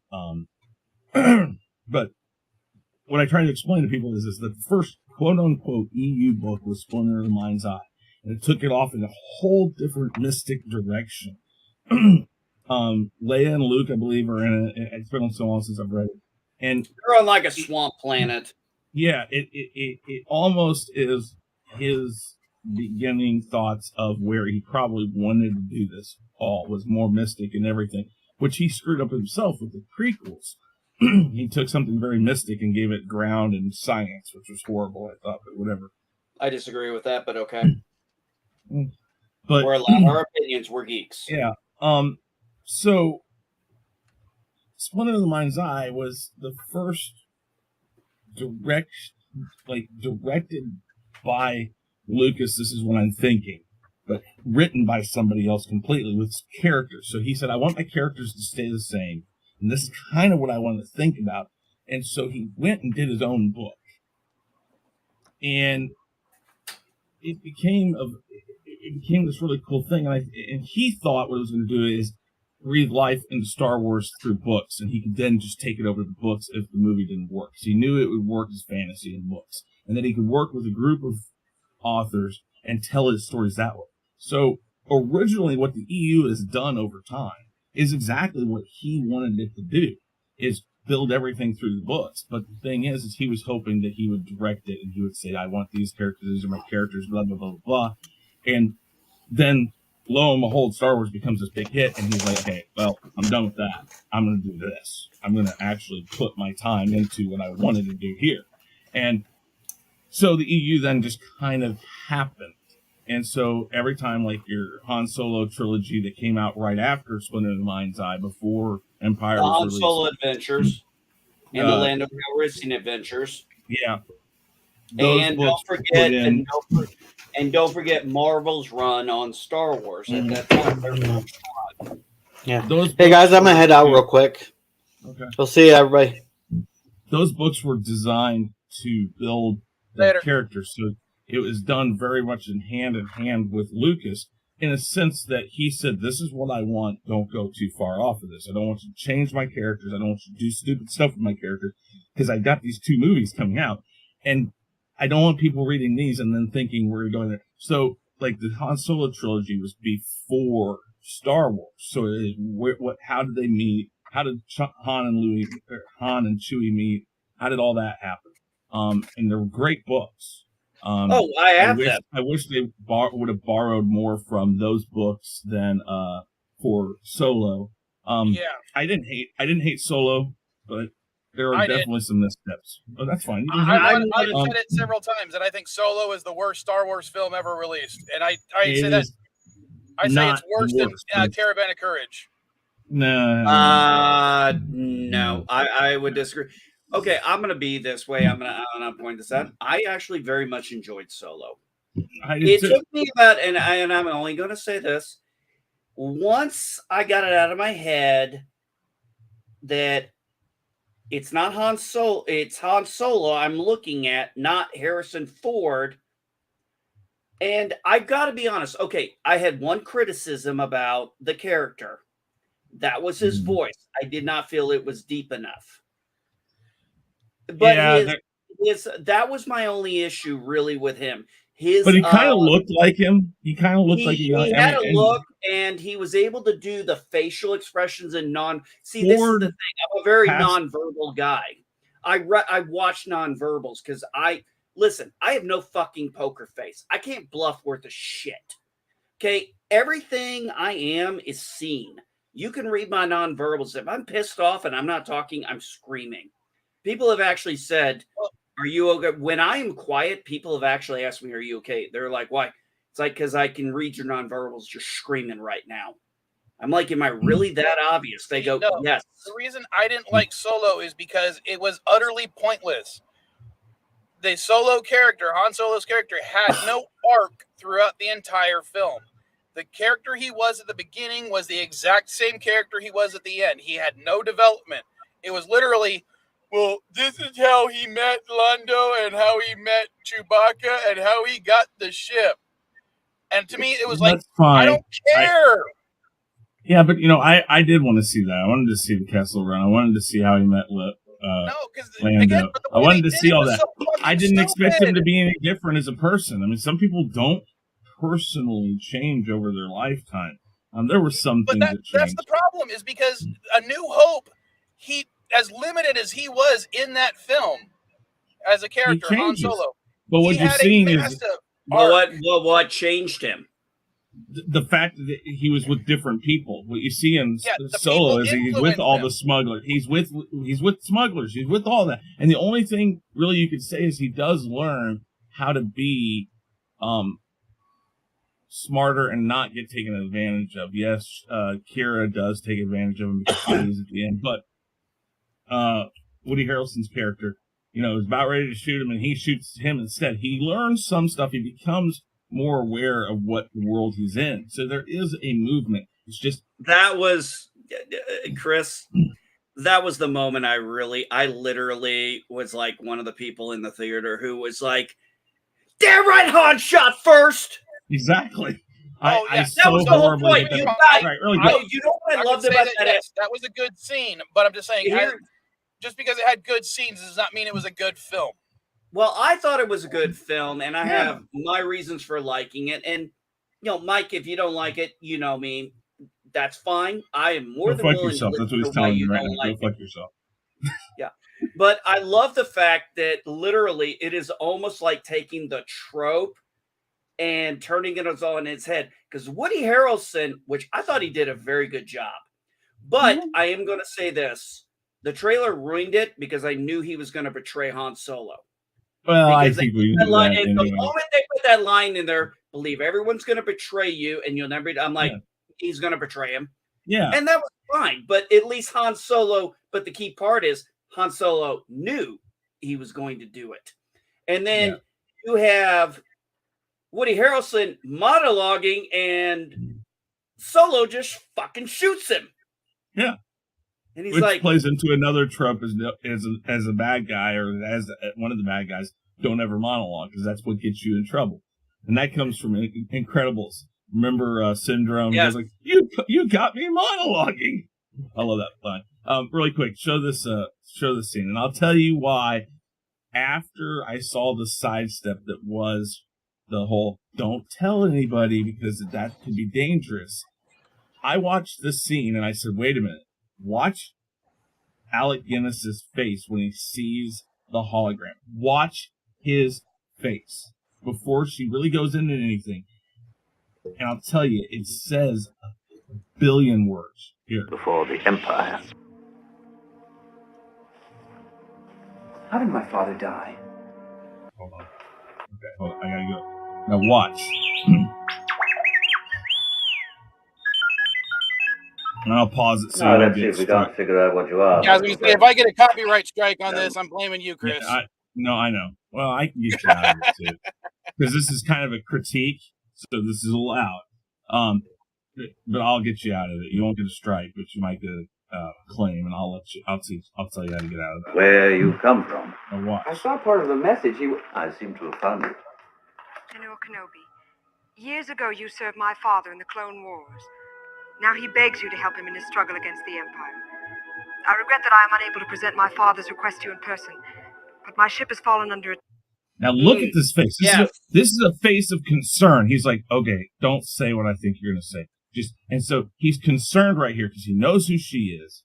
He knows who her father is. This is concern for multiple reasons. Why is she contacting me? Is she going to say something? And then everybody I talked to said, well, if she knew that, the first thing I really said, and other people were saying too, is that if she didn't say anything, she thought this message would get Caught. What if it got intercepted? Exactly. So I think this is his worry. He's like, did she say anything? So we know. Can I kind of put this in a military perspective? Mm-hmm. What she did is very much in the military.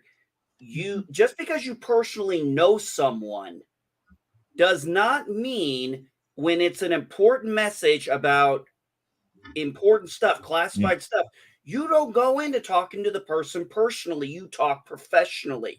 Mm-hmm. And Leia is a professional. Yeah. So okay, I know a lot of people did not like Kenobi. The truth is, I'm really having a hard time wanting to talk about this and break it down because a lot of the complaints I hear from people, and Chris, I think you might be in a similar boat to me, that we're seeing things that they just are not seeing. And the reason why I think I'm seeing it more is because I'm used to looking at facial expressions and nonverbals, not just listening to what they say. Because the problem is, I think a lot of people put too much emphasis on what you're saying and how you're saying it. But if you really, when we look at humans and we talk to someone, we unconsciously, I consciously do it, but people unconsciously, body language determines how you feel about what they're saying. It's not just his body language here is somewhat worried, surprised, and also cautious because he's trying to take in what she's saying. So there's a lot of stuff going on here, but this one look right here changed my opinion of that sidestep. I thought it was such a sidestep, and then I saw this and I said, this is a man who does know who this woman is. He knows. Not only that, remember how he's looking here and he's like, we can't talk. So this is the first time he's heard from her this is the first time he's seen her, heard her voice. And yes, this is a message. And he's right next to Luke, who is his sister, who he doesn't know. So there's a lot of factors. This is the thing. Star Wars can be very simplistic and very complex. All right, I really want to agree with you guys, but I think you're reading too much into it because... No, I think this goes right into it perfectly. I know, but what I'm saying is I think you're doing mental retcons. And again, No, I'm agreeing with you. But I think you guys are doing mental retcons because there's, at this point, even Lucas didn't know who Leia's really was. I understand that, but it plays into it. That's kind of the plus side of going back and building I think you're doing mental retcons. That's all. Okay, no, I would. You know what? You might be right in a point there, but let's look at it from I think maybe Chris's perspective. When they probably did Obi-Wan and they were going to add Leia, I would like to, based on the way it was done, they figured, okay, how do we make this work with Leia to make it believable? And Chris, I think you might have caught something that a lot of people that they may have even caught. It's like they took that look and ran with it. They took these nonverbals and ran with it. And I can respect that. And here's why. Okay, I'm not talking about the Disney EU. I'm not talking about their books and comics. Let's just go off of what the majority of people are going to go off of, the movies and videos, because that's just what the majority of people are going to know. If you just take the 6 episodes of Kenobi and you base it on that fact that we are talking 19 years between Return of the Jedi in this. I understand people say there's a lot of contradictions. I'm going to be honest. I think I'm going to rewatch all of Kenobi, and then I'm going to watch episode 4, A New Hope, and then I'll do my review. Because I think, and Chris, if there's a chance, I'd love to have you on there because I think you could add to it. Well, like at first, I'm one of those people that listened, and thought that very much what Vader and Obi-Wan say during that battle at the end of 4, that it was very much, that was the first time they met since 3. And then when you go back and you listen to it and you actually listen to every word spoken, there's nothing there that suggests they've not seen each other in the whole time. It's just been a long time. We know it's been a long time. But like, for instance, other people were telling me, oh, screwed because she knows who Obi-Wan Kenobi is and all this other stuff. And people thought that she didn't know him. But then this scene right here proves that she probably does. And yeah, okay, you call it mental retcon. I don't think it's retcon. What it is everything they wrote, they know can build into what's already been written. So that's not a retcon. That is literally, and I hate saying this about Disney, whoever they hired to write this. That's a smart writer. That's like, this works this way. Because look, this happens. I we think can the go writers back. of Kenobi, sorry for interrupting you, but I think the writers of Kenobi definitely did their homework watching A New Hope and watching Revenge of the Sith. Which is weird because Disney is not well known for that. In fact, the only other time I think really that they did a really good job was with Rogue One. Again, though, a story that they could build into. And while I like Han Solo, a Star Wars story, I'm not positive how much of that. There's a little bit of it that builds into everything, but that's something that should really spend a lot more time. I'm going to agree with Vile Mike on this one. Look, I like the movie. Chris, you seem like, but let's be fucking honest. It does not add anything. No, because it was designed to introduce more of the syndicates that had been brought in during Clone Wars, the series. And they wanted to do a lot more with syndicates and stuff in live action, which is kind of also what I heard they were trying to restart with Boba Fett, is they wanted to bring the syndicate stuff into it, all the different crime bosses and stuff like that, which I still like them to approach. But Solo was designed to start building that up so they could do offshoot movies that incorporated the gangster underworld.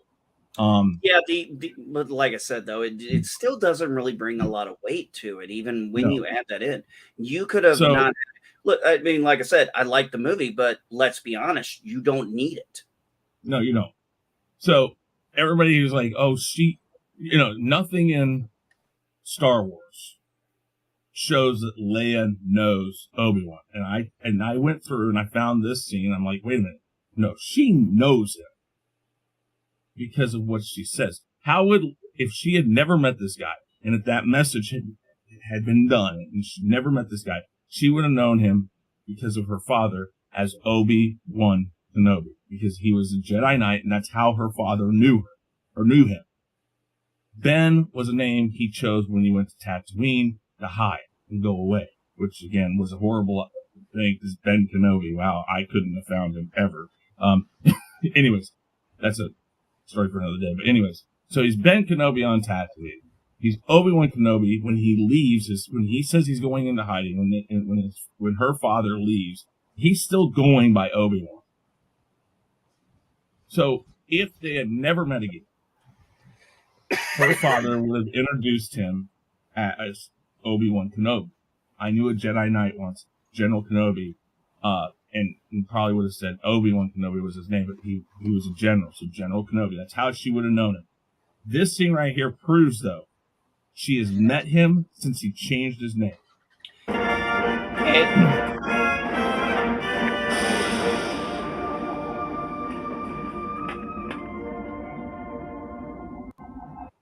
Pause it. No, I know what you're talking about here. I know exactly where you're going with this. Hold on. Too little short for a stormtrooper. Huh? Oh, the uniform. I'm Luke Skywalker. I'm here to rescue you. You're who? I'm here to rescue you. I've got your R2 unit. I'm here with Ben Kenobi. Ben Kenobi? Where? She knows what Ben Kenobi where means. is he? And the way knows she his says it, alias. yes, and if she had never met him, she would have only known him as either General Kenobi or as Obi-Wan Kenobi. And I think this right here, you know and what? again, I will tell you right Chris, now, I did not notice this is that. a mess up. That is brilliant. This is a mess up on Lucas's part, because he's even admitted to it. He said she would have only known, and this is years ago when he said it, she would have only known him as General Kenobi. But because of whoever looked and scoured through A New Hope, saw this and said, that's all I need right there. They have met, they know each other, and since he comes in disguise, since Luke comes in disguise and says, I am here with Ben Kenobi, she then knows it's okay to say the words and admit that I know this man. Because he says he's here. Now, could it be a ruse? Sure, it could have been. But by this time, this is a big ruse to send somebody in who's not. Okay, but here's where I question. Who knows he's called Ben Kenobi? Well, that's what I'm saying. Yeah. I mean, how many people know he's called Ben? Small amount of people. Even Vader doesn't know him as Ben. And even Rhea doesn't know him as Ben. So this, again, is something that while in the original context of the movie was a mess up, whoever watched this movie to scour and write Obi-Wan picked the perfect ways to do it. That it isn't as bad. And I know people are out there going, that's not what that means. She doesn't mean that. But it's like, folks, I hate to tell you, but it plays right into it. Whether or not you like the series or not, they didn't actually break canon. I know so many people think they did. But they didn't. Chris, yeah, I'm going to need to get with you offline. Mm-hmm. I think you and I really do want you to be a part of that stream. I do. That's and fine. I want you and me to really kind of go through how we want to do that, because I really feel like you have a very good, you have a grasp in this, and you have insight in areas I didn't even think of. Yeah. But hold on. Let's go ahead and finish this offline, because there's nobody really watching, and it's just the three of us talking. But oh yeah, I was about to say that too, Mike. You can come back and watch. The stream has been going on for half an hour now. Oh, okay. All right. We can continue this. I will set up a Star Wars Minute where we can talk about this stuff, canon, non-canon stuff, and we'll definitely talk about Obi-Wan. All right. Yes. So. Yeah, send me a DM on Twitter. But I'm just going to go ahead and say later, folks.